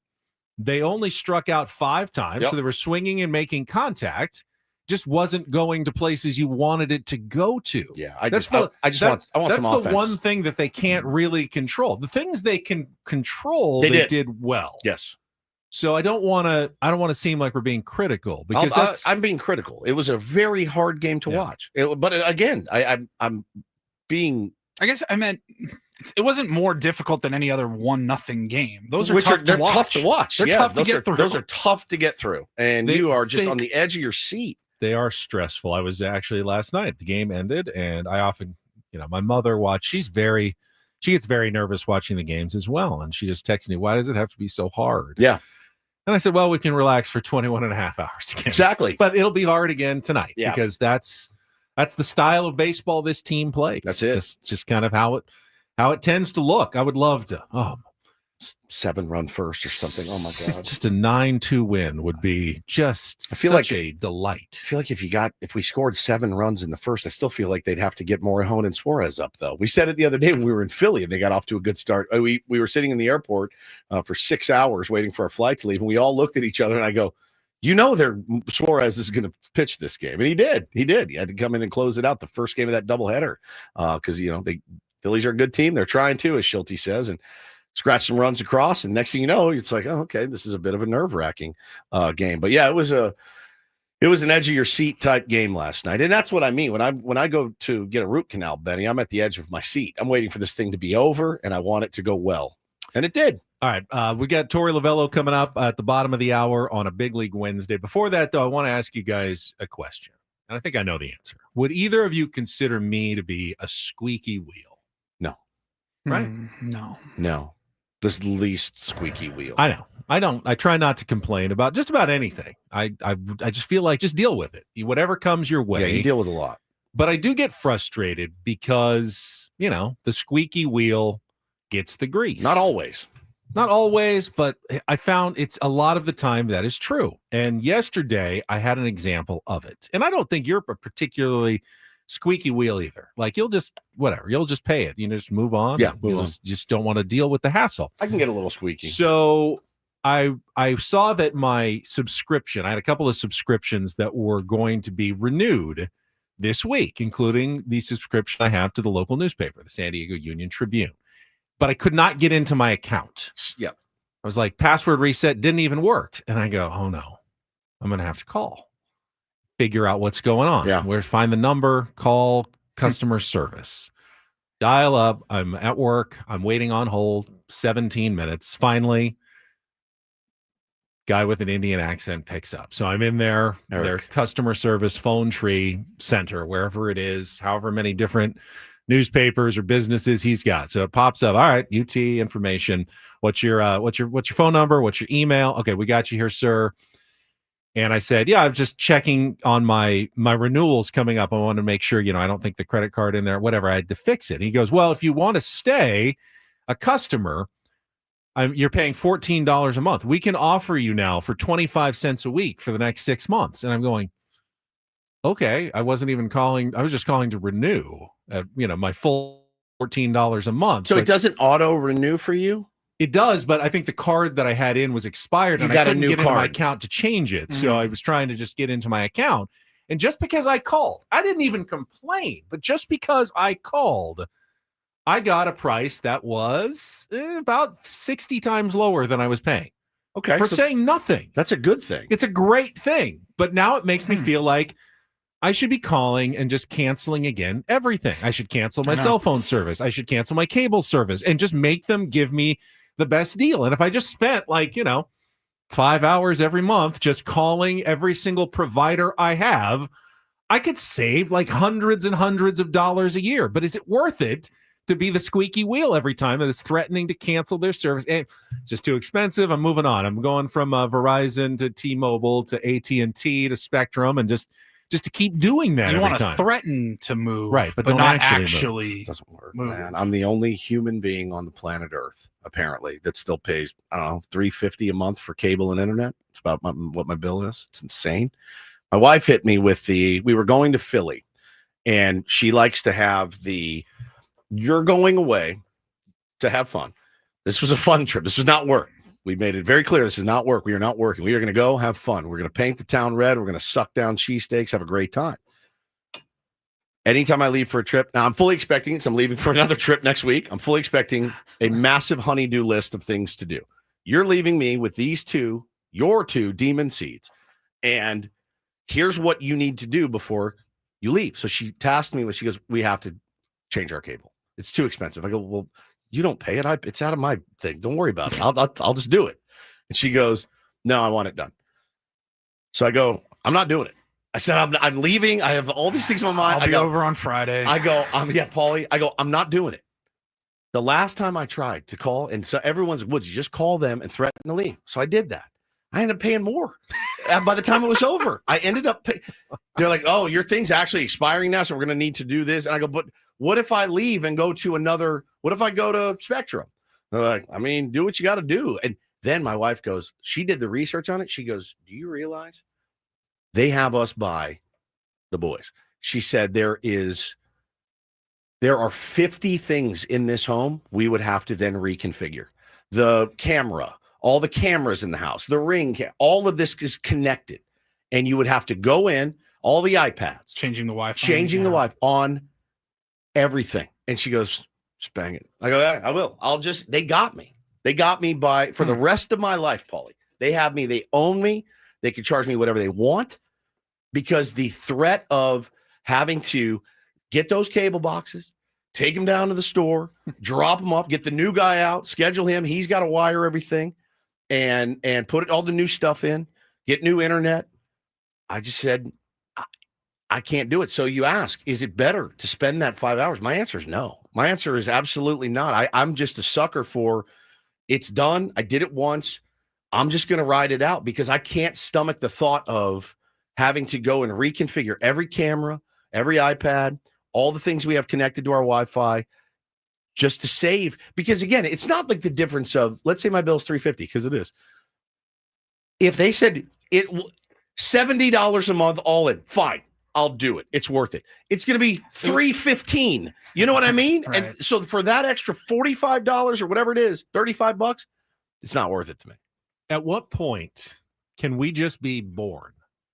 And the day we're born, we get a cell phone number, a password, just the one password for our life. For everybody. And it works for everything. For everything. It's completely unique to you, and no one can ever steal it. And it's just your password for everything forever.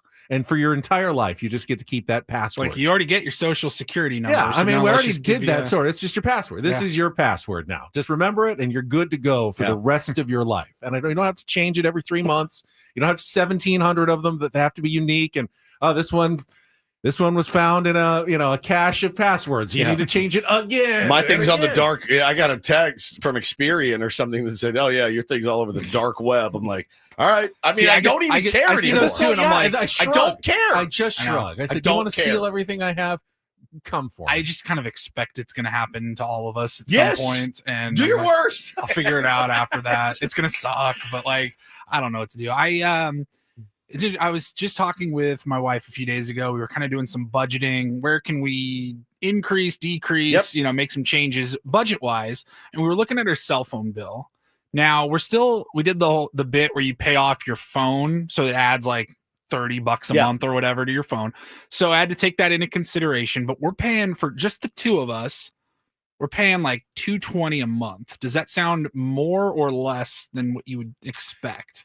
I don't know. That's I have the problem. no idea. None of us knows what any of this actually really should cost. I got me, Hannah, iPads. It sounds like too little. A watch, sounds it's like too about, much. that's what I pay. But I also have the kids' iPads, Bo's little. Yeah, we have watch. iPads, but we don't have like the cell service to Right. them. So we were wondering, like, God, it seems like a lot. And we were like, I'm pretty sure if you just call and even like plant the idea in their head that you might be interested in going to another cell phone provider, that they'll drop that down even $50. It's Maybe. one phone call. And I'm like, I don't personally feel comfortable like going into that knowing like I'm not actually leaving. I'm just trying to I'm with you. I'm just trying to $50 extra a month or something. I'm with you. It's too. a weird feeling. It's a weird call to make. And she's like, now, yeah. if I'm actually upset and like Yeah, this you're service is pissed. terrible, Yeah. and if you don't drop it down by 90%, I'm gone. I'm going to Verizon or something. I feel bad too when I call and she's like, hey, how can I help you? And I'm like, yeah, I'm thinking it's not working out. It's expensive.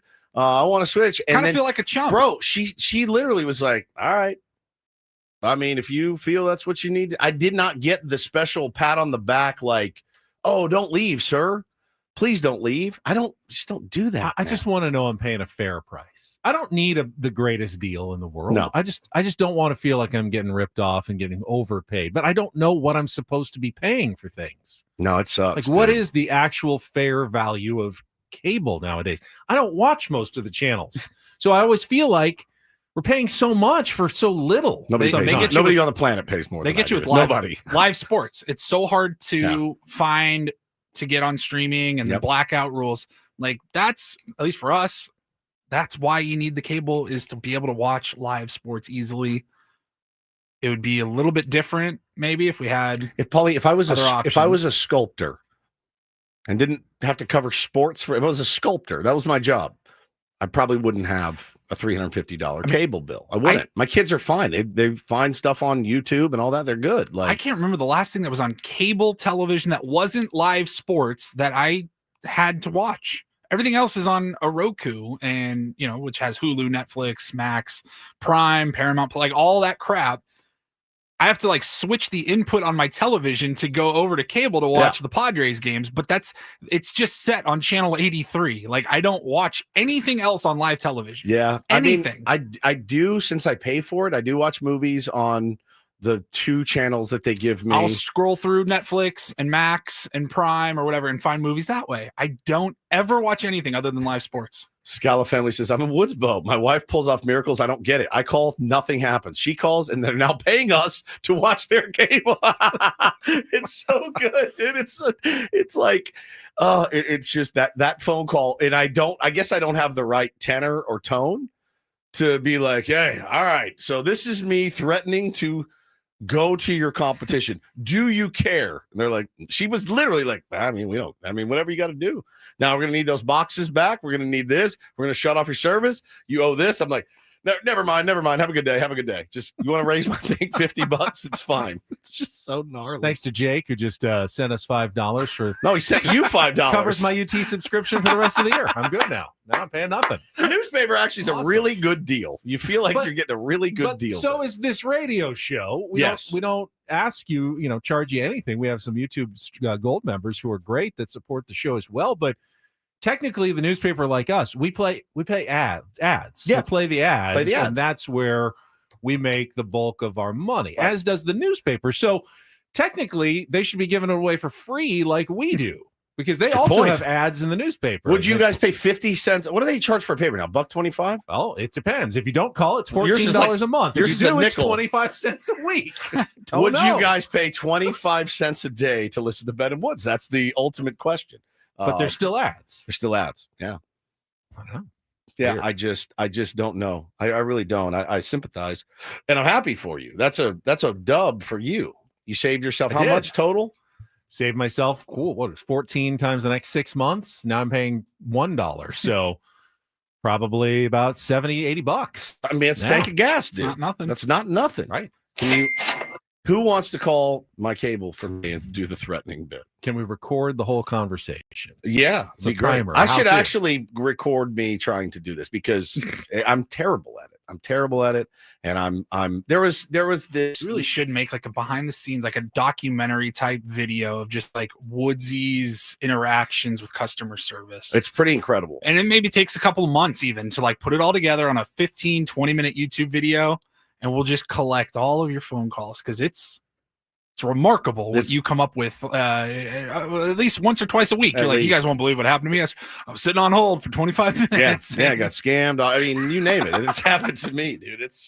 I'm not great at life. I'm really not. I've realized that. So I'm really just trying to go with the flow on things. And if the flow is $350 a month, that's what you pay for convenience. You pay for ease of use. I'm a big fan of convenience. Look, I like an Uber over a train. I like cable over having to search every day for this football game or this basketball, calling Paulie for streams and stuff. My wife is like you technically with apps and figure out where things are and stuff like that. If I was a single guy again, I would probably have an HDMI cord. I'll be like, I can pull it up on my iPad on this free illegal website and then stream it to cast it to the television. She's like, I You're can't do speaking another language. I can't do Just any of pay the $9.99 for the app. I've never ever casted something to a television, and I've tried 7,000 times. Every hotel I've ever gone to. It's very easy to do. It's just inconvenient. You got to get up, walk over the iPad, find a new episode or whatever. I've tried it, man. I've tried it. There was a new internet company that was coming to where I live, and they're in a few different areas, and I was going to dive in. I was going to make the switch because it's very cheap and it's supposed to be very good. It's fiber optic. And they just haven't come to my neighborhood yet. The minute they knock on my door, I'm going to try it. I'll do it. I'll record it. Sometimes we actually pay you to listen to our show with, Better Buzz gift cards and chances to win trips to Las Vegas. Do that next on Take on Woods if you want to be our contestant. 833-288-0973. 833-288-0973. We'll play our musical trivia game, and then Torey Lovullo, the manager of the DBacks, scheduled to join us at the bottom of the hour. All coming up on San Diego's #1 sports station, 97.3, The Fan. Before that, though, a little advertising. This is how we traditionally make some money on this program, but I do believe in sdfatloss.com because, well, it worked for me. I lost 40 pounds in 60 days 2 summers ago, and I have kept the weight off thanks to their great maintenance and strategies that their counselor laid out for me. And really, I was able to follow it and lose the weight. I believe you can do so as well. I know you can. So many tier ones have lost. I get a story in Philadelphia. One of the tier ones ran into me. 55 pounds lost on sdfatloss.com. Looks great. Did it like a year ago. Absolutely fantastic. You can do it as well with no injections, no exercise, and just eating real food from the grocery store. And they will coach you right through the summer, through your vacations, through your barbecues, and still lose the weight. Still have a couple of cheat days in there. It'll be okay. They will keep you on track for losing up to a pound of fat per day and 10 to 20% of your body weight in just 60 days. Get your free consultation by going online. You can sign up right there on the web at sdfatloss.com. Check it out, sdfatloss.com. Results may vary.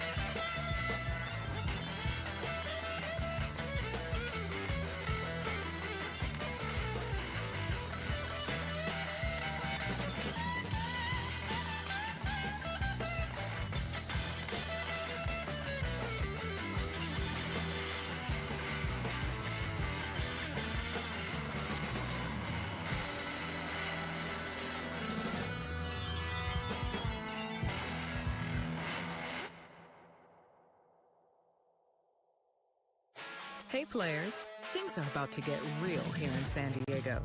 Introducing the all-new Hamul Casino Resort. With a 200-room hotel tower, exciting new eats and drinks, plenty of new places to play, and a luxe spa and salon. Hello, rooftop pool and deck. It's where players can play their hearts out and enjoy all the perks that come with it. It gets real this summer at the all-new Hamul Casino Resort, the players' place.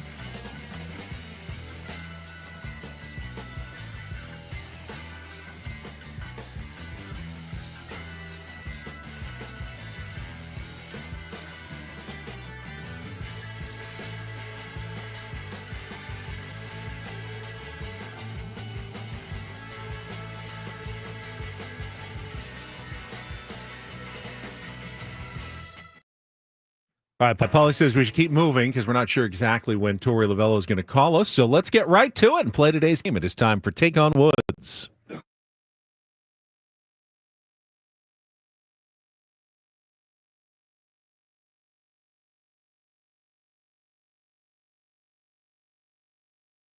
Take on Woods brought to you by Bay Alarm Security and Fire Alarms for every business. We got you. We do not have a winner or a qualifier yet this month, but we got Roger, who is always a solid competitor, getting his opportunity to take on Woods this morning. Hello, Roger. Good morning, fellas. Good morning, and good news. Just for playing today, we got another $50 Better Buzz gift card to give you. So either way, you've got that going for you. Check out the Summer Flings menu at Better Buzz right now. BetterBuzzCoffee.com. Here are your questions, though, to qualify, or here are categories to qualify for the trip to Las Vegas. Again, this month's grand prize, 2-night stay at Park MGM, tickets to Motley Crue on September 19th, and a $100 gas card. Motley Crue performing September 12th through the 3rd. Tickets at Ticketmaster.com. We've got All White Now, 5 song titles that include the word white. Pops Music, 5 song titles that include the word papa. And our new category, In the Mood, those are 5 song titles that start with the words in the. So All White Now, Pops Music, or In the Mood. Well, one, give Woods the category. And 2, I'm going to go with All White Now because it's been there a while, and the title is vaguely problematic. It is, you're so right. Let's go ahead and get that out of there. It is somewhat 1940s Jim Crow era title. So that was not my intention. It was simply to convey I know. that, I absolutely did not. that the word white appears in all of these titles. 5 questions. You know how it works, so let's get right to it. First question is the 2-second song. You need to give me the title and the artist. We'll compare scores at the end. Paul, you ready to go? I'm ready. All right, 60 seconds on the clock. The problematic category is called All White Now. Roger, your time begins when Paul plays the music. Good luck. Let's take on Woods. White Wedding, Billy Idol. Correct. Which 1965 song by Jefferson Airplane is based on Lewis Carroll's Alice's Adventure? White Rabbit. Correct. You'll find Black Curtains in which 1968 song by Cream? White Room. Correct. The Offspring ridicules a wannabe gangster in which 1998 song that reached #1 in 10 countries, but only number 53. Pretty Fly for a White Guy. Correct. Which 1967 Summer of Love anthem became a surprise debut hit for the British band Procol Harum? Nights in White Satin. Oh, no. It's a whiter shade of pale. Ah! Which means you got 4. That might be enough, though. You got the other 4 right. Through 4. We're going to bring Woods right back in. Make it a quick game here today. Roger's your competitor, which means you get the category. Okay. Oh, nice. It's called All White Now. You've got 5 This is song your titles. second white It is. category in a week. It is. We had artists. Roger picked it. He goes, "Oh, it's been sitting there for a while, and let's be honest, kind of a problematic title." Yeah, a little bit. What is it called again? All White Now. Save that. This time it's it was artists yesterday. This time it's song titles with Okay. the word white. All 60 right. seconds on the clock. Your time begins when Paul plays the music. Good luck, Woods. Let's take on Roger. White Wedding by Billy Idol. Correct. Which 1965 song by Jefferson Airplane is White based- Rabbit. Correct. You'll find Black Curtains in which 1968 song by Cream. White Room. Correct. The Offspring ridicules a wannabe gangster in which Pretty Fly for a White Guy. Correct. Which 1967 Summer of Love anthem became a surprise debut hit for the British band Procol Harum. Whiter Shade of Pale. Oh, and that beat him. Roger missed that one. Ooh. He said Nights in White Satin. It's one of my favorite. But a Whiter Shade of Pale is one of my favorite songs ever. Wow. It just crushes me. All when I right, hear Roger, consolation prize. You get the $50 Better Buzz Stand gift on card, it for but me. still no qualifiers this month for the grand prize to Las Vegas. Man. All right, we'll take a quick timeout. When we come back, hopefully, Torey Lovullo, manager of the Diamondbacks, scheduled to join us. Don't go away. Ben and Woods continuing on San Diego's #1 sports station, 97.3 The Fan. But first, let me tell you about my beloved friends at QC Kinetics, man. They are doing something pretty cool right now. So obviously, if you're in pain, joint pain, things like that, they can certainly help you. They did for me, fix my wrists up. And yeah, like I always tell you guys, man, back in the gym, lifting heavier than ever. And I couldn't do it without them. But right now, if you're dealing with joint pain, let's get you some relief. They're offering free laser treatments all through July when you schedule your complimentary consultation. Give them a call today to book it. You've heard me talk about how they've helped me for many, many years, but their treatments help decrease the pain, calm the inflammation, and increase your range of motion. They will also review x-rays or MRIs as well. They've got a goal and long-term relief for pain in your knees, hips, shoulders, back, your wrists without going under the knife. Again, they use advanced regenerative therapies like PRP, cellular treatments that target the problem at its source. So people all over the country have been able to avoid surgery, getting a second opinion from QC Kinetics. Right now, you got nothing to lose and a free laser treatment to gain just by booking your consultation this month at QCkinetics.com. Why wait? Let's get you feeling better now. Call QC Kinetics today. Let them know Woodsy sent you. The number is 619-614-PAIN, 619-614-PAIN. Again, QC Kinetics at 619-614-PAIN.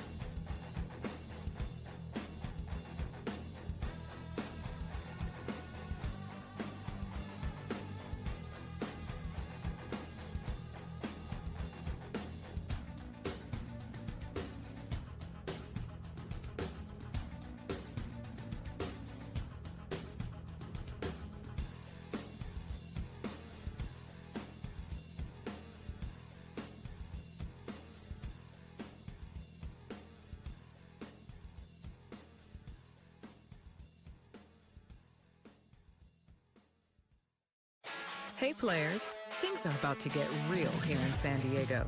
Introducing the all-new Hamul Casino Resort. With a 200-room hotel tower, exciting new eats and drinks, plenty of new places to play, and a luxe spa and salon. Hello, rooftop pool and deck. It's where players can play their hearts out and enjoy all the perks that come with it. It gets real this summer at the all-new Hamul Casino Resort, the players' place.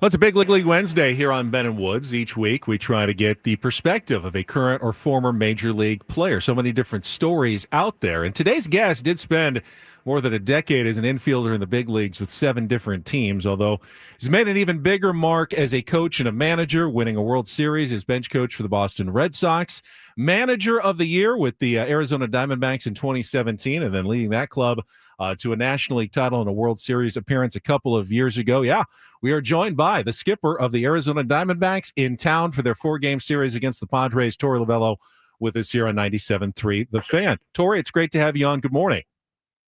Good to be with you guys. How are you guys doing? Man, we're doing really, really well. So I'm assuming all that time you spent in Boston, you're probably as big of a Don Orsillo fan as we are. Yeah, Don is the man. What's great is he comes down and visits just about every day for 5-10 minutes with me in my office here in San Diego. So always awesome to catch up with him. I don't think there's a better laugh in baseball, to be honest with you. Like, he starts chuckling, I'm like, it gets to me as well. Yeah, sure. He gets us going. So we spent about the first hour of our show talking about, boy, that would have been a tough game to lose last night. Of course, you had to take the short end of what was really a great, low-scoring baseball game. What was your perspective on the other side and the other dugout of last night's 1-0 game? Yeah, we felt the same way. We wanted to win that. And, we won the first game. We came here to close up the gap a little bit between us and the Padres. That's our main mindset. And for us to lose 1-0 is pretty tough pill to swallow. I'll tell you, if you and I were talking yesterday and we decided and figured out that the Padres were going to score 1 run, I would have said, perfect, we're going to win that game. We have a really, really good offense. We can put up points against anybody, but we couldn't, and we lost the game 1-0. Those are really tough games to take. But actually, in my core, I'm pitching in defense. So when something like that happens, you know that the boys are picking up the baseball, pitchers are putting it on the plate, and you're playing the game the way it's meant to be played.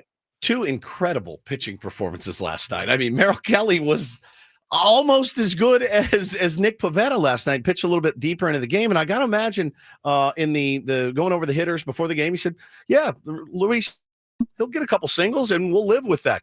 For him to turn on one, I mean, I was probably as surprised as you were. It was pretty incredible to see when it happens. Yeah, it was. Merrill was dotting it up pretty good. And the stuff came out sizzling.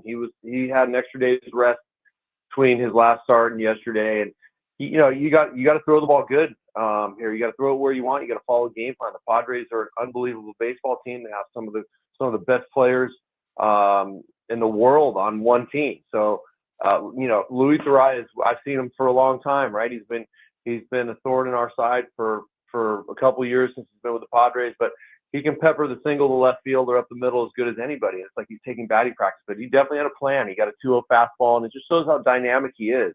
You get it for power if he wanted to, but I think his idea is to get on base and set it up for the big boys. But yesterday was clearly a great moment for him.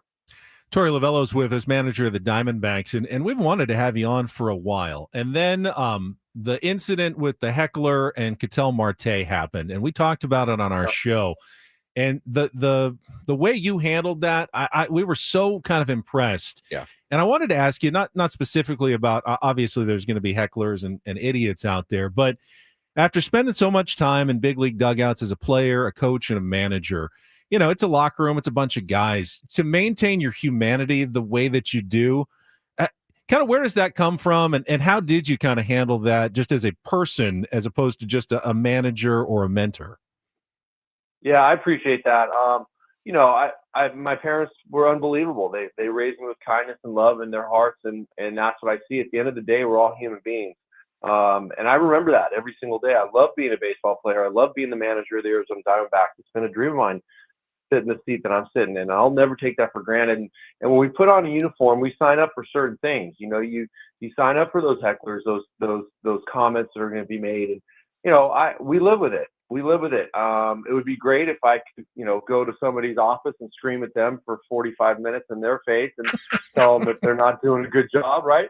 But that's just not the nature of that type of a situation. And ours is, we're exposed to some unbelievable fans and then some not so unbelievable fans. And when they cross that line, and there is a line, when they cross that line and it becomes too personal, that's when I've got to protect the boys. That's when I got to protect myself, the team, the organization, and say, this has gone too far.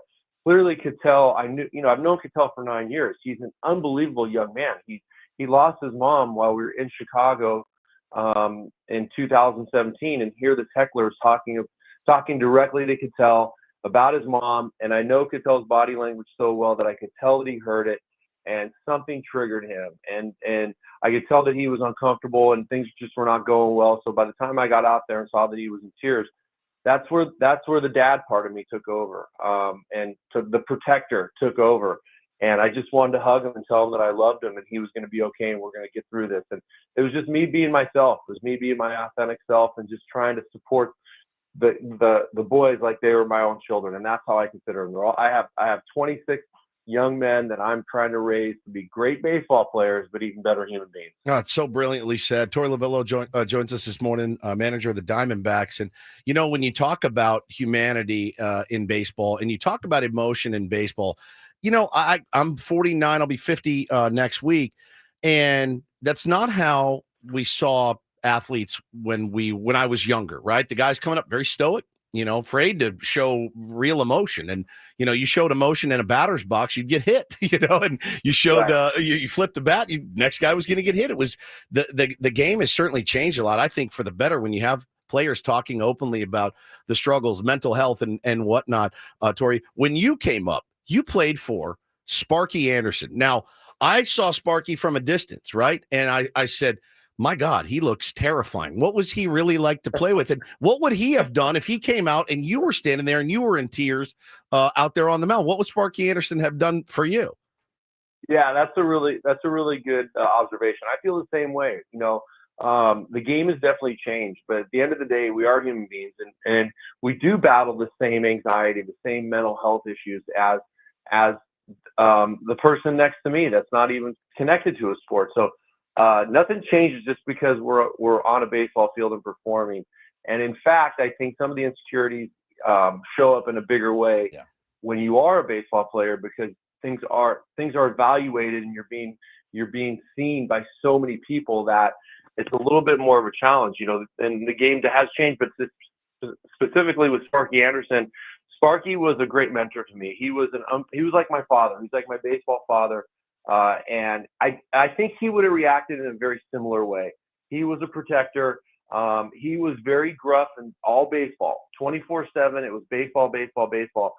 But when you stepped out of the arena and you got into his office, it was more about life lessons and how you could love your parents, how you could love your siblings, how you could, love the people around you the way that they needed to be supported and given the attention.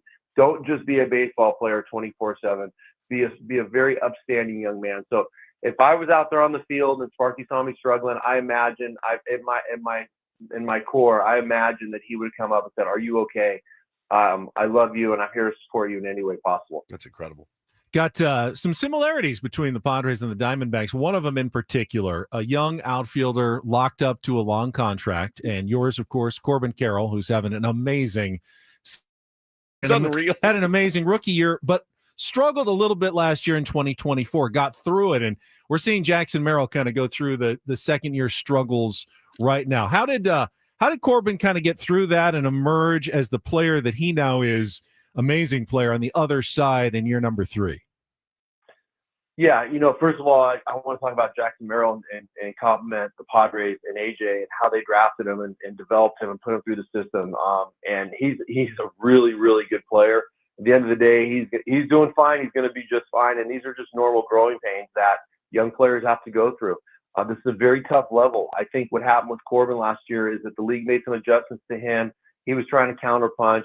He was just late to figure out how to pull that off, and he became very hyper focused on certain things that he probably didn't need to. And young players have young minds, and they go through young moments. And I think that was Corbin's stumbling block for the first couple months of the season last year. Is that okay? Well, I know I can't hit this pitch. Mike Trout can't hit this pitch. Aaron Judge can't hit this pitch. But I'm going to try to figure out how to hit every pitch in every zone. What we've talked about with him is just shrink the zone, go to your strength, stick to your strength, and work through the pitches that you can't hit a different way. And I think he got back to his strengths. And rather than focusing on limitations, young players try to have no limitations when they step on a baseball field. And that's just the championship mindset that Corbin Carroll has. He's unbelievable. I wish you guys would get a chance to see what I see and talk to him the way I get to talk to him. Like, he's just a different breed.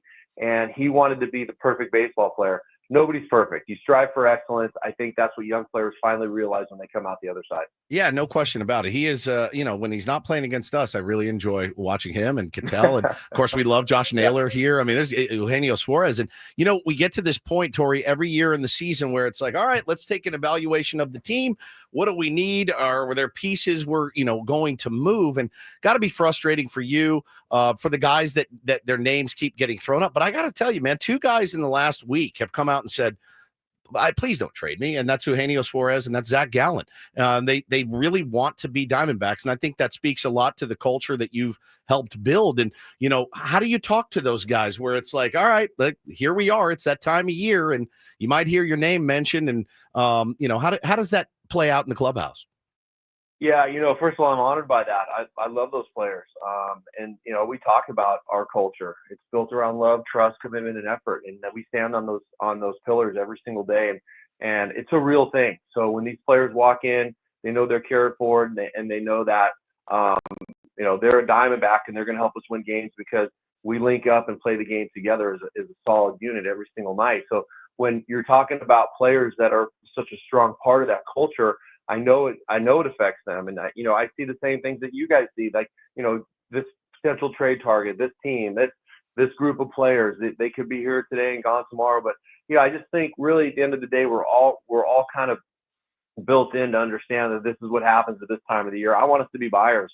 I'm every time our GM comes down and talks to me, I tell them that, no, we're going to be fine. You need to buy players. And this is my angle every single time. But it's just the nature of the beast. And I think they do a good job of blocking it out.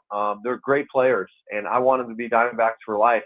And the reality of it is this is a very challenging time. This is a very challenging job that we all have, and people get pulled away from time to time. And if it happens, I'd be so happy for them. But I want them here as well. We got a lot of games we could potentially win, and I think they just go out there and block it out every single day at 640. Play between the white lines.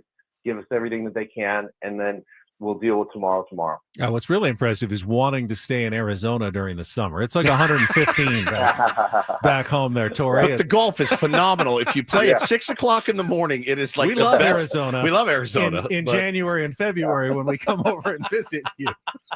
Oh man, I'll tell you what.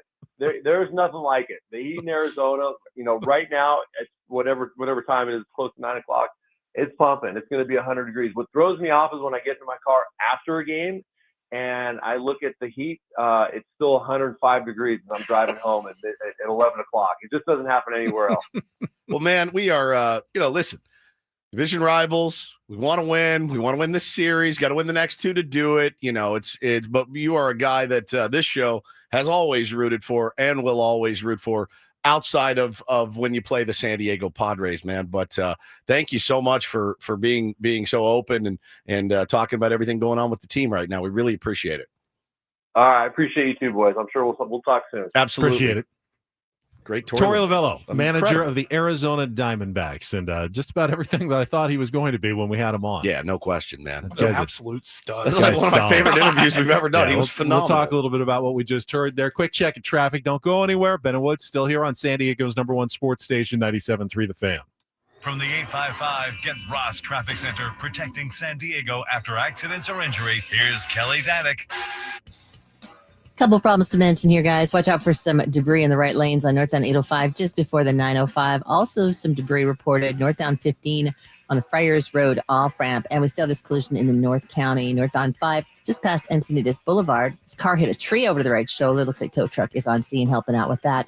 I'm Kelly Danick with Ben and Wood, San Diego's #1 sports station, 97.3 The Fan. So if you look at the standings and see the Arizona Diamondbacks sitting at 45 and 47, you can account for the fact they've dealt with some pitching injuries, some guys that have been unavailable. But, the expectations were high for the Diamondbacks. They've invested some money in their roster.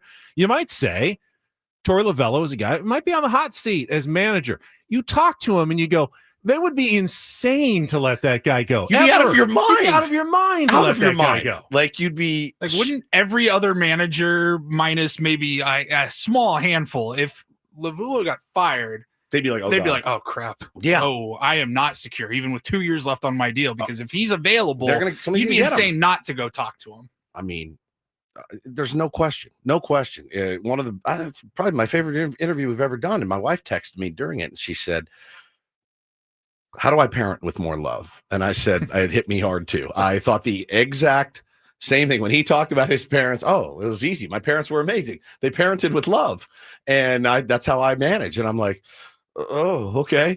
We try very hard, but holy Hannah cow. Carol Woods Lovullo. Yeah, potentially. I don't even think it would bother me that much. I know my kids would be in great hands. I really do. I think they'd be in great hands.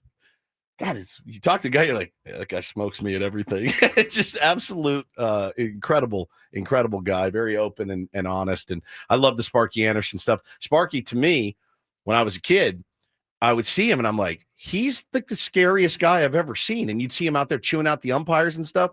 But to hear that, after the game, you could go in his office and he'd sit and he'd tell these guys, being a baseball player is great, but being a better human, loving your parents, hope you're listening, Bo, loving your parents, loving your siblings, loving, your wife or whatever. I thought that was just so good. And said mom and dad, just that's how he was raised. Yeah. He grew up in was born in Santa Monica, went to Van UCLA. Nuys. So was an LA guy, UCLA, was a star there. And it was not a huge star as a big leaguer, utility infielder, bounced around different teams throughout his 10-year career. But obviously he paid close attention.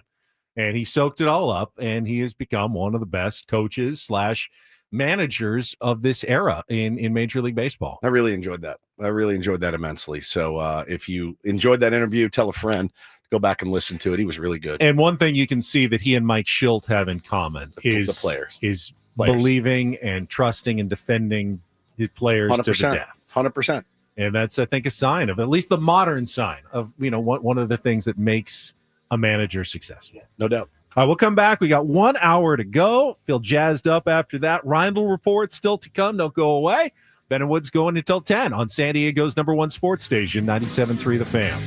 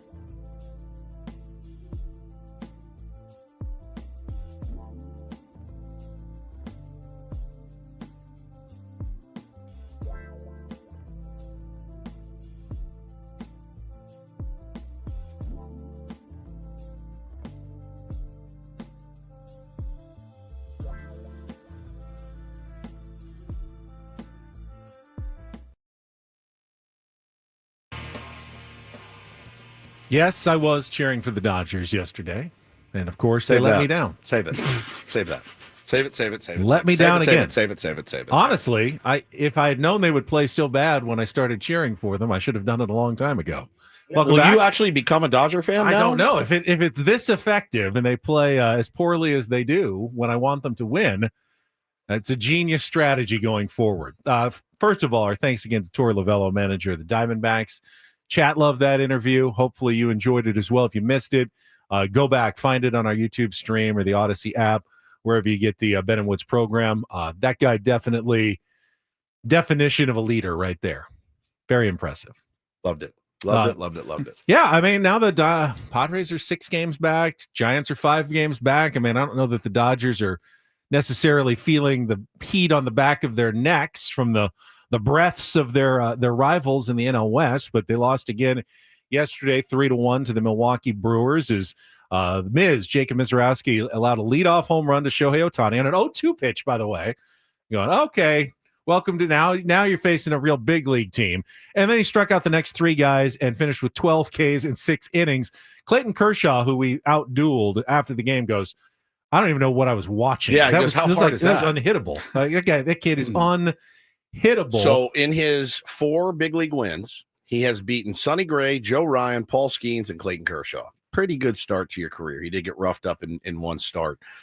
He's nasty. I mean, he's one of the nastiest. And the dude, they talked to him after the game, and I'm like, him? That's the guy that's like as good or better than anybody in the big leagues right now? Holy cow. Dodgers have lost 5 in a row. Yeah, it's great. And of course, it's not a huge deal because they're probably still going to be fine because of that payroll and how much margin for error they have. But let's be clear. Dodgers have made what appears to be a number of big mistakes in the offseason, whether they're just short-term or long-term.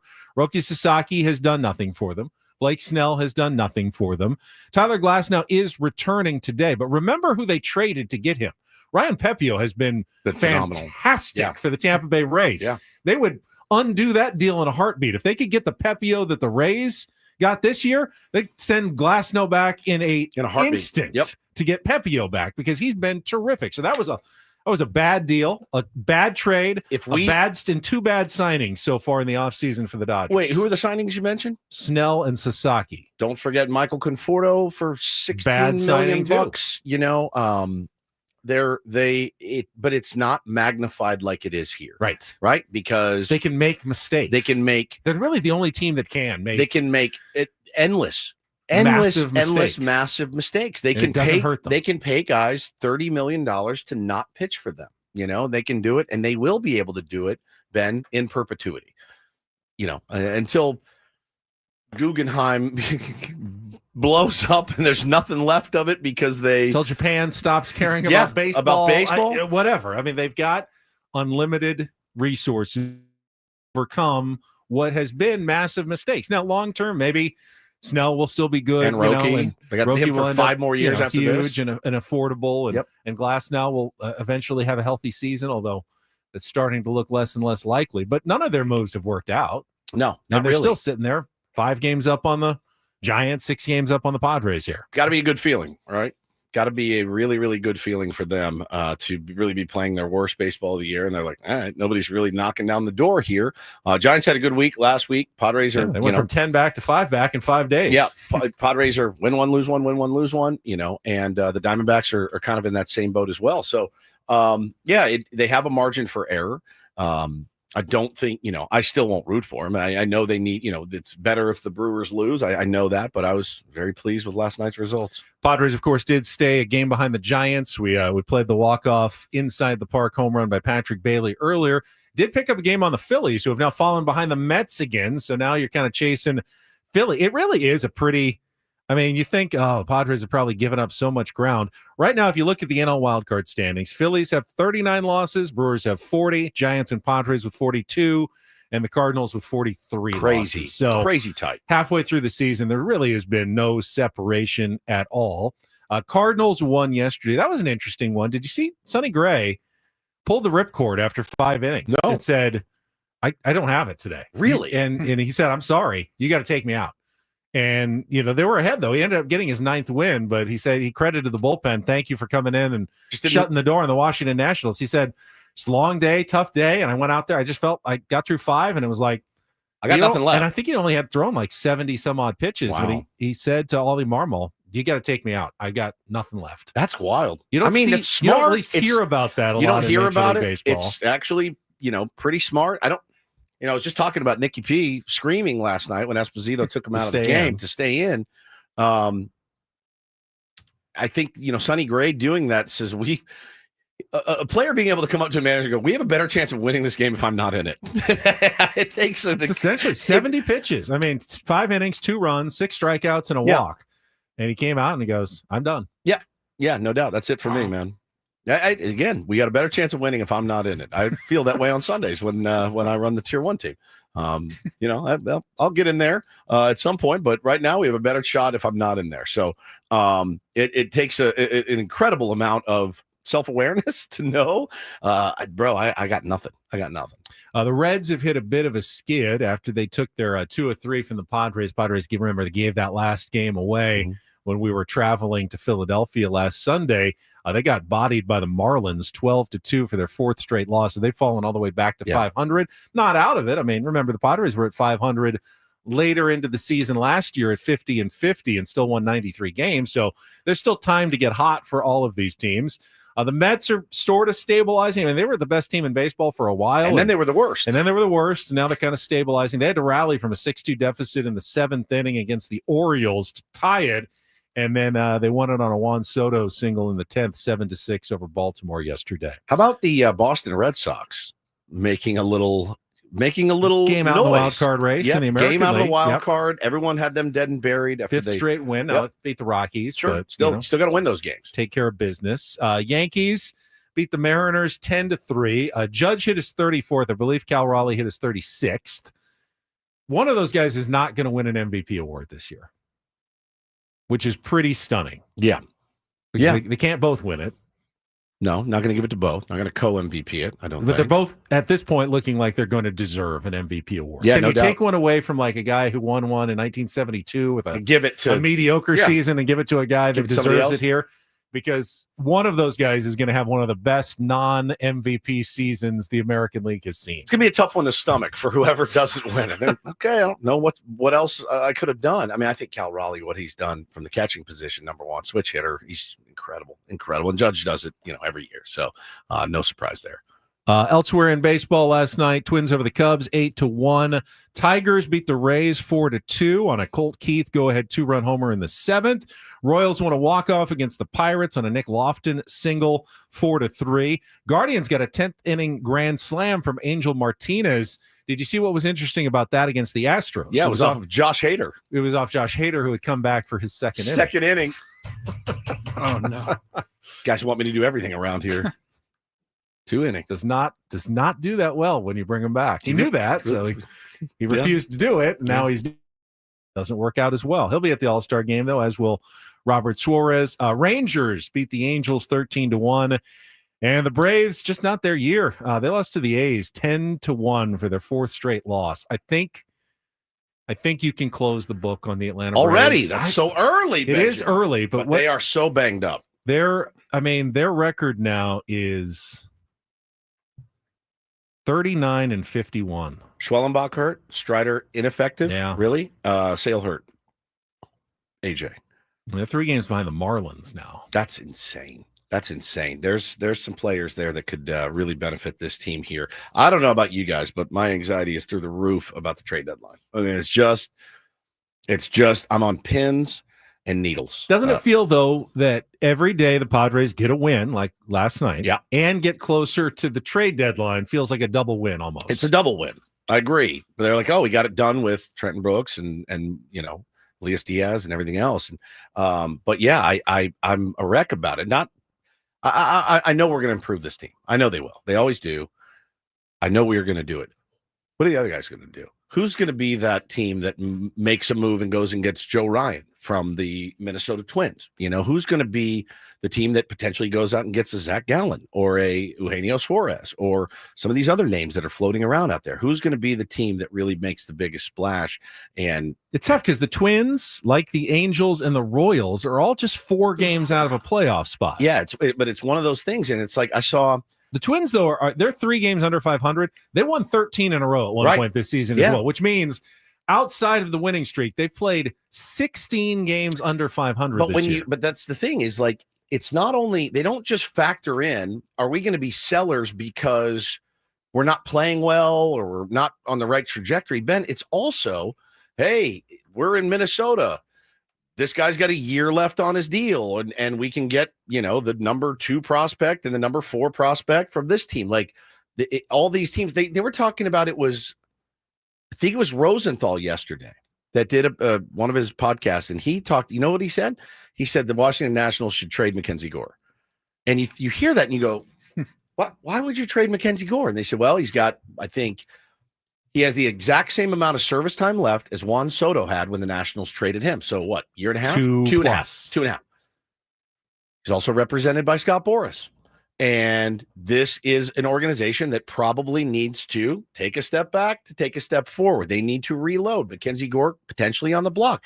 And it's that time of year where you're like, all right, let's see the small market team with expiring contracts that's still kind of in it, that needs to go out and help the Mets, the Yankees, the Dodgers, the Padres, whatever those teams, at near the top of their division, but with bigger payrolls.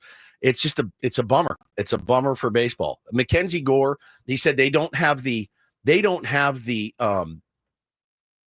ability, Ben, to keep Gore, Wood, Abrams. So let's trade our ace left-hander to the Dodgers or the Yankees or, somebody that can actually pay them, when they come up. And it's just crazy. This is where we are every year. That's what makes me a little nervous about the deadline always. So the problem again, though, is that because, especially in the American League, everyone's so bunched up, it's really going to take the deadline to spur the action. Once you finally get close to July 31st, teams are going to have to make a decision one way or the other, and they can't all stay in it. So you'll probably get some of the latest deadline deals this year, like 29th, 30th, 31st, right up to the last hour, where teams are trying to add, but once they realize we don't have what it takes to add, they're going to have to pivot instantly and go, okay, now we're selling because we couldn't buy anyone and we don't have enough. So now we're selling. Good point. And there's going to be I think some frenetic action in the last hours before the trade deadline, assuming the standings don't change too much between now and then. I feel like we've said that for the last few years, and then I feel like the trade deadline's been a bit of a dud. It has been. We did trade deadline roundtables that turned into nothing hours. We did, didn't we? Remember? We're sitting here. For an hour. Here we go. All right, nothing happened. What year was that? Was that the year that we got G-Man Choi and stuff? Was that year? Oh, that was 23. Plus, we did that. We were dumb because we did it the hour leading up to the trade deadline. Right, you need to do it the hour after. And then 12 minutes later, they said, "Oh, by the way, right before the deadline, Padres made all these deals. We were already down in our cars and talk to you guys tomorrow." Yeah, I didn't plan that one out very well. Interesting. No, it was 2:12 or whatever, and passing just dropping bombs left and right, and we're in the car already. Was that the year though that it was we bought on the fringes? I think so. Yeah, I feel like it was. What did we do in 2023? I think that was the year. Was it? That was 2023. 23. Who did we add?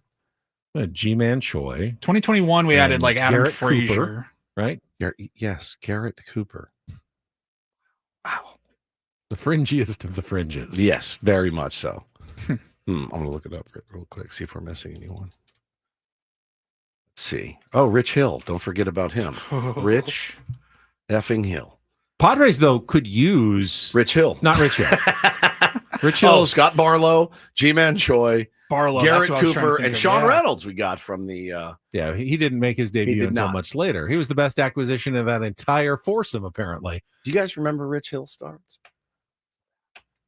Dark. She's still hanging on at AAA Omaha. That is a dark time. Where he was just Rich Hill, Dallas Vince Keuchel Velasquez, just and joined Jake him Arrieta. at AAA Omaha when he signed with the Royals. Yeah, Rich Hill, Jake Arrieta, and Vince Velasquez. Those are the three that I think about over the last 5 years. Pitching wise, offensive, it's Adam Frazier was the one for me. It was just G-Man Choi and Garrett Cooper. I didn't have any expectations necessarily for G-Man Choi and Garrett Cooper. We thought Adam Frazier was going to be good. He was leading the league in batting, and then he came and could not hit anything at all. Put him in left field, took a ball off his head. It was great. Great. Super fun. But the Padres are so bad in their 8th and 9th spots in the order. Huge upgrades. You don't need a giant star to come in. Yeah. You just need someone who can be like a league average player. Like roll out your 0 WAR player and you're actually improving. You know what's funny? You say that because there's a couple of guys out there right now, and this is how dumb I am as a fan. People are like, dude, Alex Verdugo's out there. Let's go get him. And I'm like, I don't want him. Like, I would rather roll with what we have right now. I want somebody better than Alex Verdugo, because what I don't want to happen is they go, what? We got Verdugo. He was out there, and we grabbed him. You guys said you wanted an upgrade. Isn't he an upgrade? And you're like, yes, technically you're right, but I think we can do better. No, we didn't want that. I didn't want that. We will never be satisfied. It's what I know as a fan. We are never satisfied till we have 1 through 9 all-stars, all performing to the top of their ability. I'm surprised that AJ Preller hasn't at least pulled the trigger on a waiver wire pick. I am shocked. I thought Rowdy Tellez. I thought we're Alex missing Verdugo. at least some part of the thought process that AJ is going through right now. We really are. And maybe, again, I trust that they know the right fit for their team. I do. But that being said, I am blown away that one of those guys hasn't ended up here. Trenton Brooks almost had a hit last. He almost had a hit. He had an almost hit. He had an almost hit. An almost hit. That horseshoes and hand grenades, my man. It just doesn't. It's wild to see the opportunities still. But what else do you have? And while they survived Elias Diaz and Martin Maldonado in the early part of the season, neither of those guys are playing well now. No.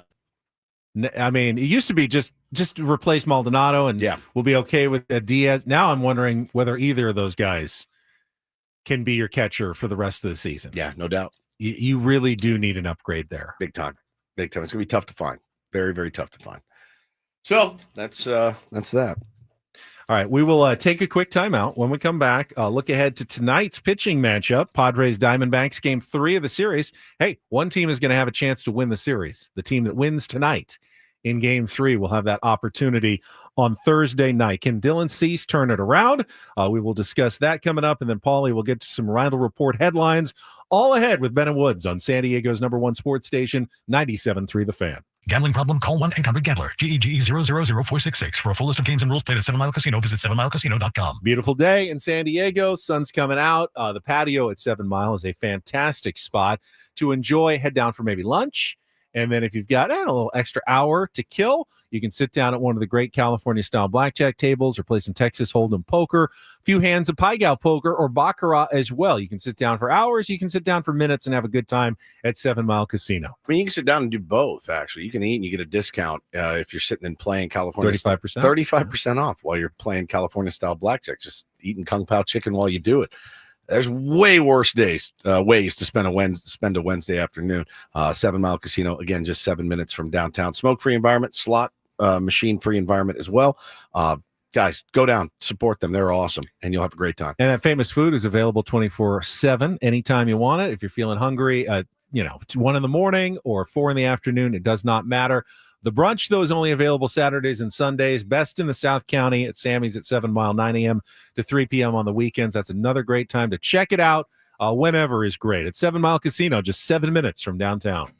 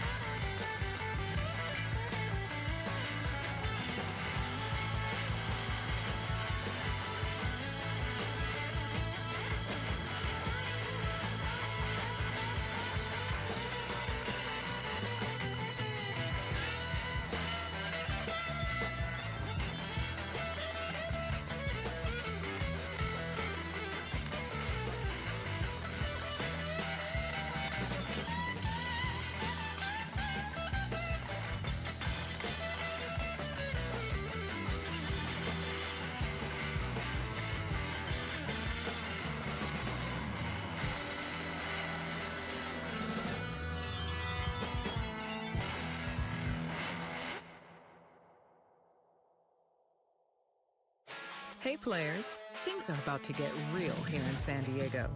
Introducing the all-new Hamul Casino Resort. With a 200-room hotel tower, exciting new eats and drinks, plenty of new places to play, and a luxe spa and salon. Hello, rooftop pool and deck. It's where players can play their hearts out and enjoy all the perks that come with it. It gets real this summer at the all-new Hamul Casino Resort, the players' place.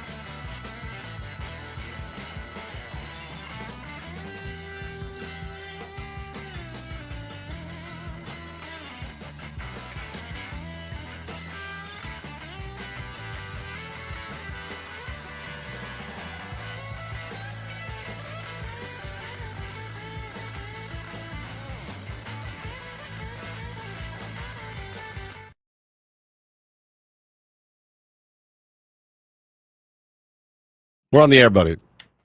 You okay? Slave to two masters. Okay. TV stories that need to be set up for later today. What do you got?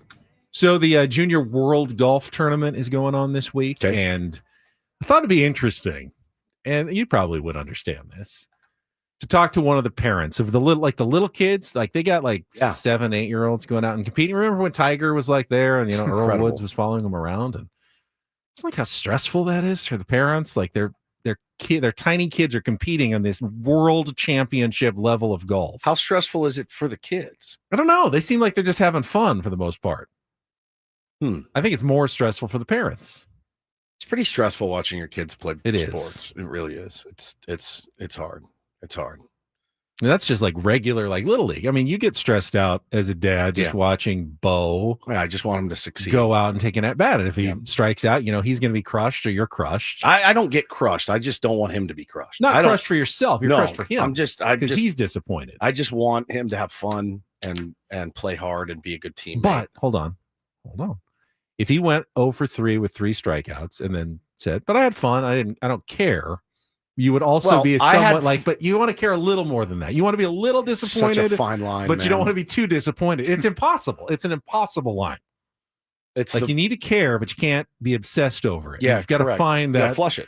And it's hard for adults to find that line of how much should I care before it becomes all-consuming and I'm ruining my life over something. It's the hardest thing for me as a parent is knowing when to push and knowing when to pull back. And I'm literally going through it with him right now.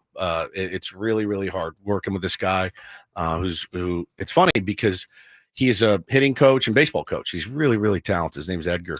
And he works with a couple kids. And Bo told me he wanted to be a better hitter. And I said, you know what's funny? I want to be a better hitter. And I said, let's get Edgar and we'll do lessons and I'll do them with you. So we go together on Mondays, and he takes his turn in the cage doing the drills, and then I take my turn in the cage doing the drills. I love it because I get the work in and I get to be with my son, but it stresses him out.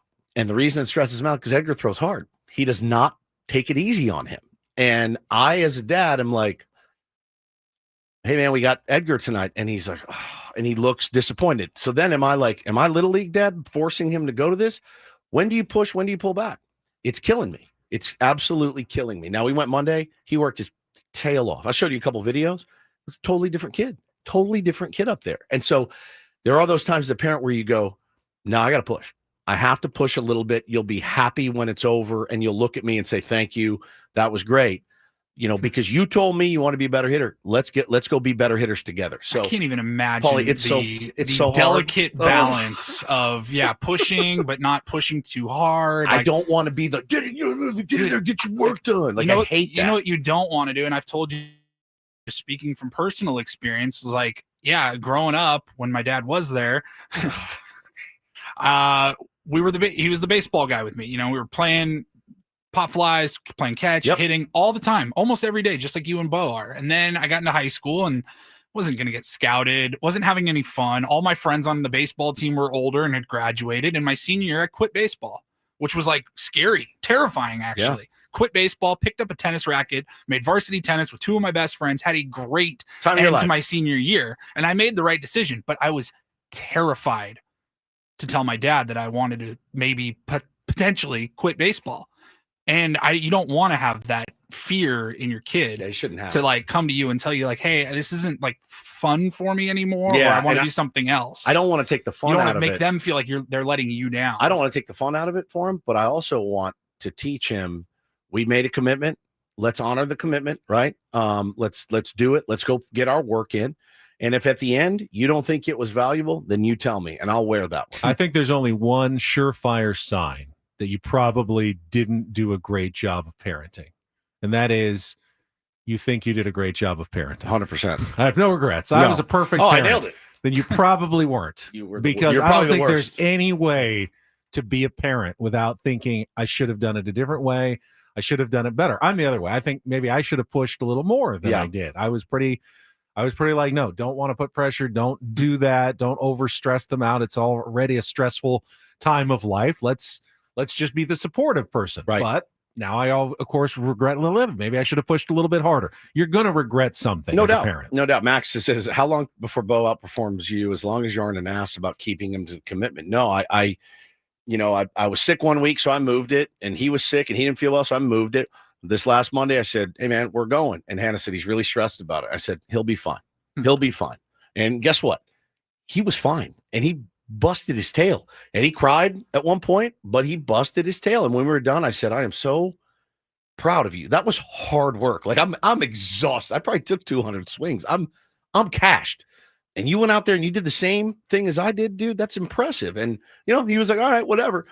He's already outperforming me, Max. He's already 10 times better than I ever was. And I never want him to feel, oh, my dad is making me do this so he can relive his glory days. That's why I wanted to be there with him.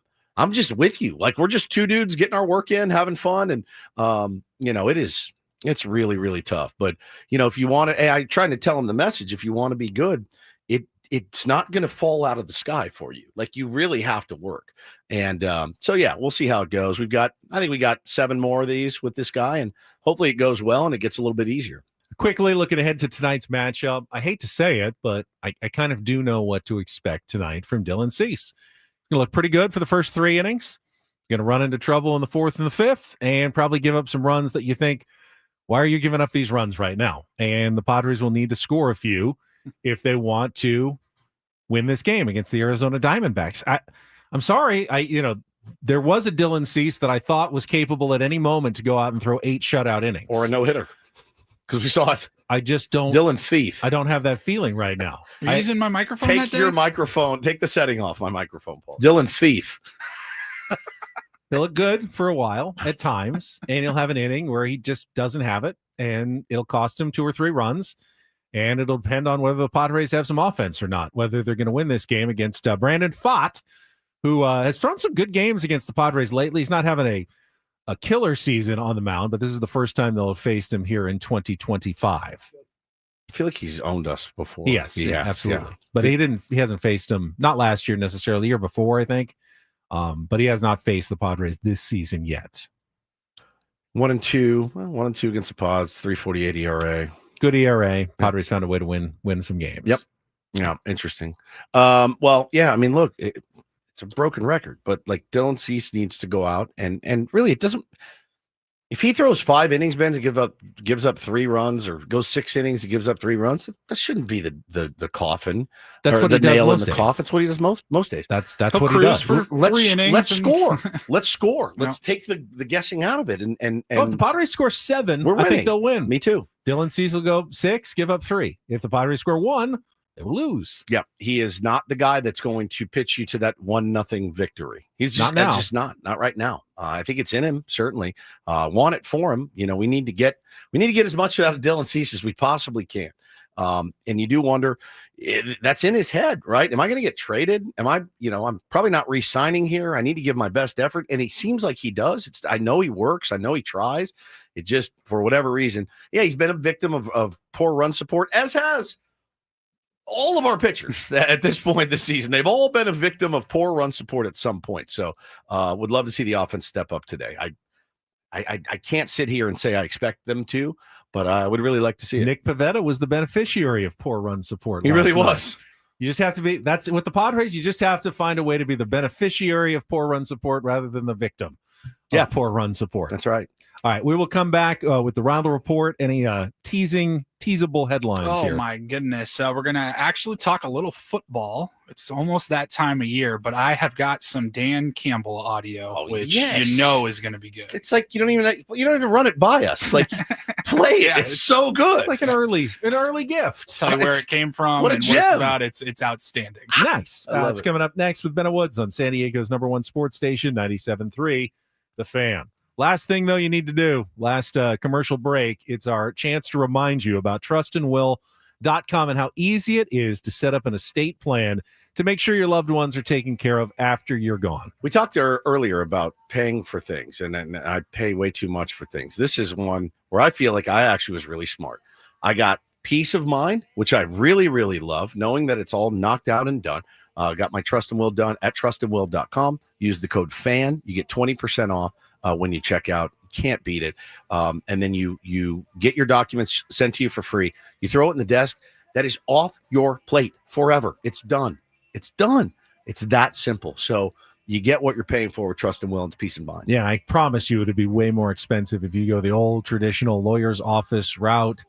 They're paralegal, and they've got to pay for a lot of things at a lawyer's office. They've taken that out of the equation here. Yeah, you get a trust. You can put your estate, your house, your assets into a trust that gives your family access right away when you pass away, not after months of probate court and a lot of fees and taxes. Indeed. Go to trustandwill.com. Use the code FAN when you check out. Get 20% off. It's trustandwill.com.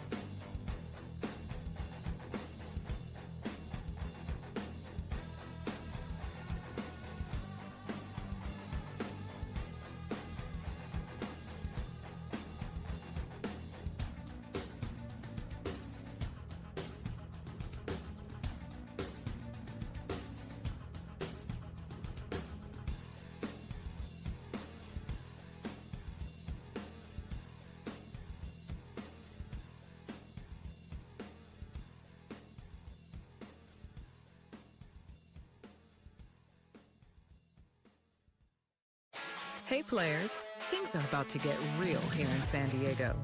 Introducing the all-new Hamul Casino Resort. With a 200-room hotel tower, exciting new eats and drinks, plenty of new places to play, and a luxe spa and salon. Hello, rooftop pool and deck. It's where players can play their hearts out and enjoy all the perks that come with it. It gets real this summer at the all-new Hamul Casino Resort, the players' place.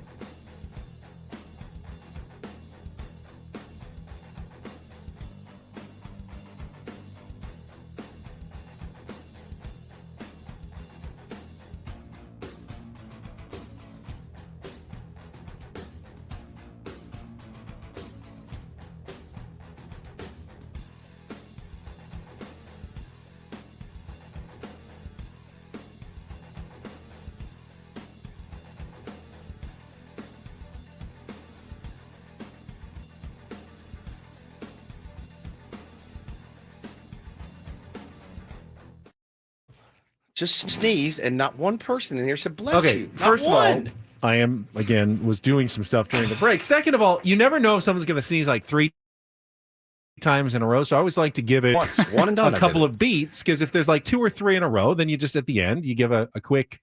I'm more of a Gesundheit guy. No, you're not. There's no way. I don't work. I do Gesundheit. not work with a Gesundheit guy. I do not. Got some German heritage in do me. not. Right. Gesundheit. Gesundheit. Right. Gesundheit. I think Eno Saris he's going to Germany, right? Yeah. Yeah. So we will be not talking to Eno tomorrow. But yes, when you sneeze, I will be quick with the bless you. I'll give you 2. Always you get 2. Anything beyond 2, I'm not going to give you another one. First That's 2. It's a rule. It's a rule in my house. Wait just to see if there's a couple in quick succession. I'm kind of with Ben. Like my wife, she'll sneeze at minimum 8 times when she does sneeze. So I'll just wait. And wait. And then wait. Even if I'm in the other room, I'll just hear "Achoo, achoo," from the background, and then I'll just yell after. I'll wait. I'm going to go. I count 1, 2, 3. Okay, no more. Bless you. Bless you. Here's how it goes. All right, do a fake sneeze. Bless you. Bless you.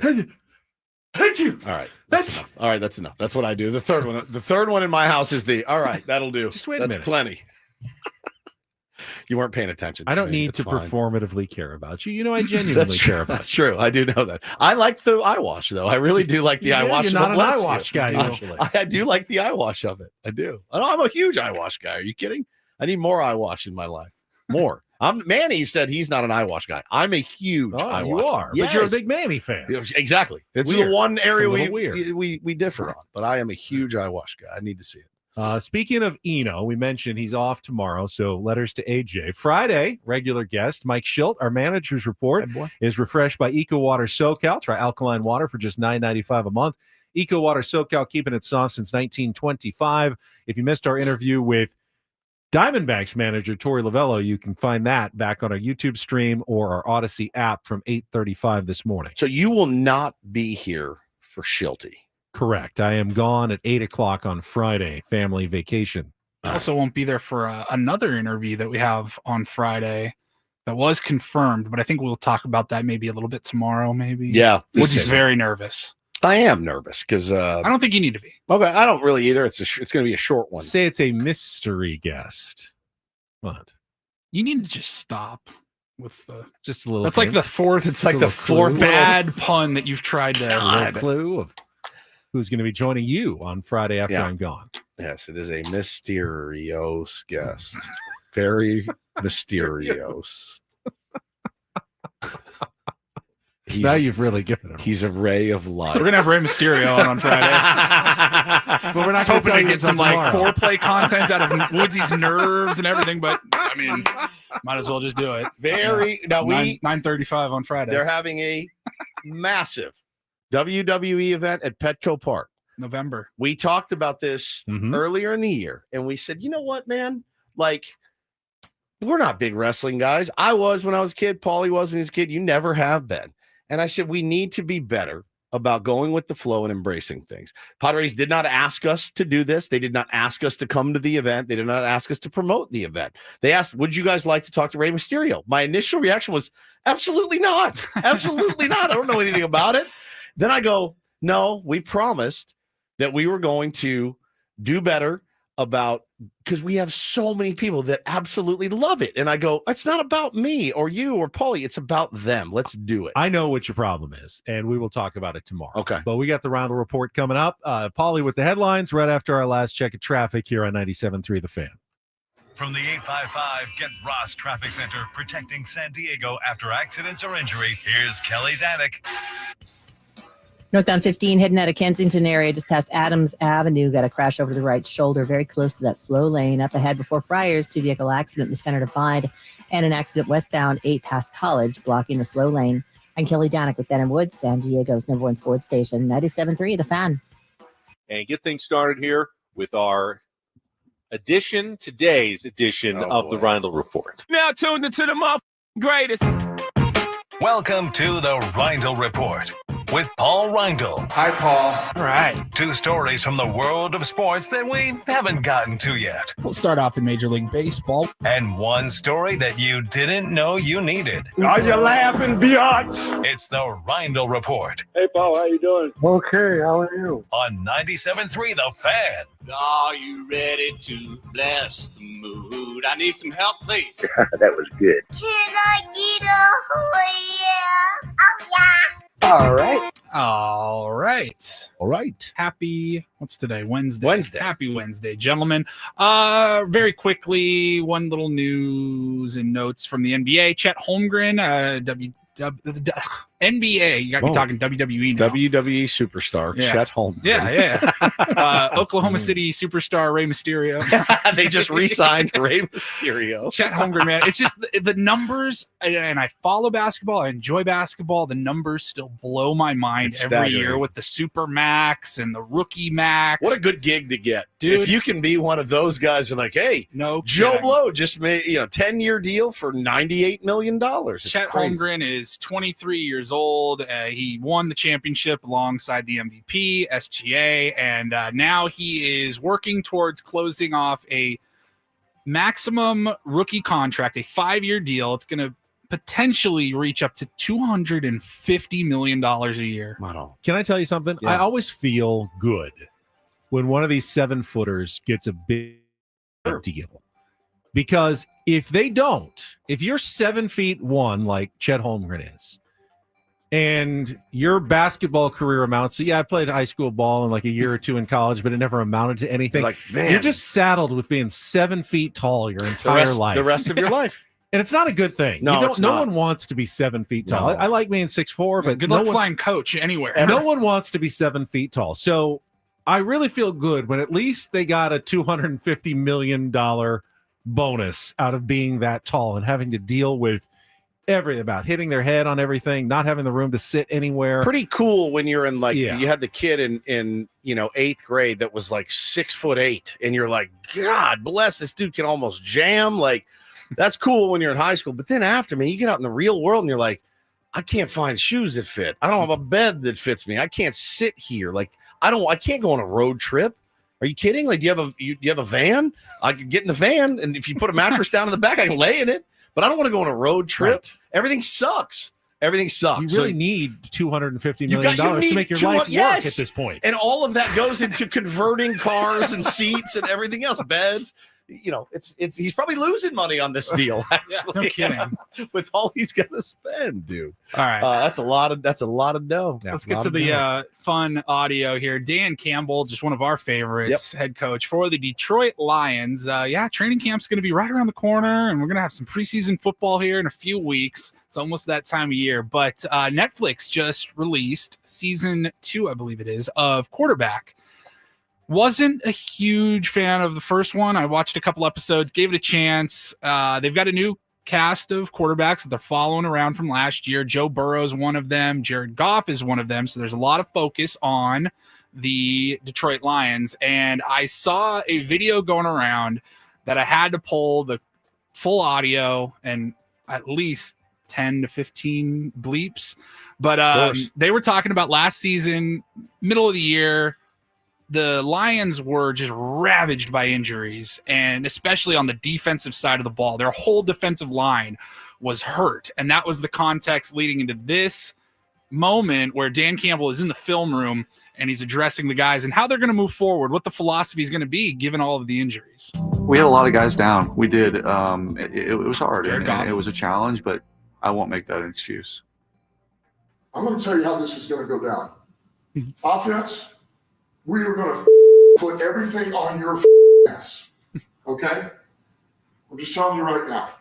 You got to show up. Pointing at Goff. You got to show up in a big way. The way we play ball, we're going 4 downs all the way up and down this field. As long as it's not 4-20, you understand. We're going. And we will just march down this field, and it's going to be so glorious, gentlemen. As long as it's not 4th and effing 20, we're They effing did. Remember, going. they were going for it all the time last year. As long as it's not 4-20, you understand. We're going. How far did they get? Did we get to the Got knocked off in the NFC Championship game? Second round, wasn't it? It's such a interesting philosophy, right? To be the team that does that. Now we're just going to go. Like, we trust our 4th and 12, we don't care. We trust our offense. Like, we trust them. They got the bye, but then upset by the Commanders, the 6th seed Didn't win in a their first game, the divisional playoffs. I don't remember enough about that game in particular, and how it went for them. But 45-31, they didn't stop anybody. So they didn't stop anybody. Yeah. So, I think the philosophy, Ben, in the regular season is okay, right? Like, it's okay. Like, it's a regular season game. We feel like we're a playoff team. We're gonna get in. Man, how tempting would it be when you get in the playoffs to just it's 4th and 8. Do you go for it then, or do you have to play it smart, or do you go away from what's gotten you there? It's the hardest thing I to think you do. have to stick with what got you there. Do you? Win or lose. Dance with who brung you. Yeah. Yeah. It's crazy. It's a good. Does he have to use an F word every single sentence not? to get his point across? A lot of us do. I know. A lot of us do. I don't have a problem with it. I don't either. They say don't ever trust somebody that doesn't curse. It's fair. It's very, very fair. All right. And then finally, we will wrap it up here with Travel and Leisure website, maybe a magazine. Travel and Leisure. Travel and Leisure. They have named the #1 city in America. And that has changed for the first time in 12 years. #1 for what? Overall power ranking. Best city. Yeah, exactly. First of all, any guesses on what has been #1 for the last 12 years? Madison, Wisconsin. San Diego every year for my entire life. No, there's not Charleston, South Carolina. Bam. Whoa. Yeah. Wow. 12 years. Charleston is nice. I went there. It's a really good town. 12 years they held the trophy as the #1 best city in America to visit. Best food I've ever had. They've dropped down to number 3. Wow. And taking over #1, this one absolutely floored me, but I've never been there, so I can't say. Santa Fe, New Mexico is the #1 city in America, according to them. That's pretty solid. Scored the highest thanks to 300 days of sunshine every year, excellent food options, and natural beauty. Do you like Adobe's? Because you will be all say, turquoise. Do you like turquoise jewelry? And I know you do. It's near Taos if you like the art community. Yeah. Do you like you always wear that turquoise bolo tie and your rings and your big turquoise bracelets. You're a huge turquoise. No California cities in the top 10. None. No San Diego, California. Nope. Why? Is it Gotta be cost the of price. living? Yeah, got to be the price. The top 10 cities: Santa Fe #1, New Orleans #2. What? I'm just telling you. I love that place. I do love it. It's awesome to go for 48 hours. Anything more is too much.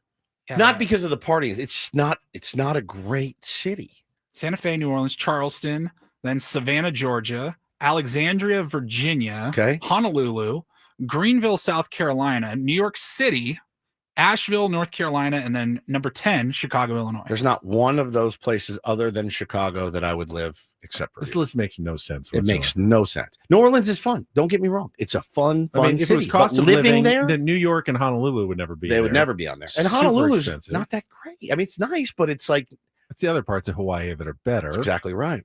I don't get that list. I don't get it either. How I does was San a Diego little get the surprised. shaft on that? I have no idea. My mom and dad got here yesterday. They're like, Funny part is, so Santa Fe was number 1 in the United States. They're number 19 worldwide. Worldwide? Yeah. Wow. Number 1 best city in the world was Central Mexico's San Miguel de Allende. I heard that place is incredible. I have a Never friend heard of whose girlfriend just went there. All right, that's it. Braden is coming up next. We got the full show and the round table tomorrow. For Paulie Reindl, for Stephen Woods, I'm Ben Higgins. Have a great rest of your Wednesday. From all of us here at San Diego's #1 sports station, 97.3 The Fan. So long.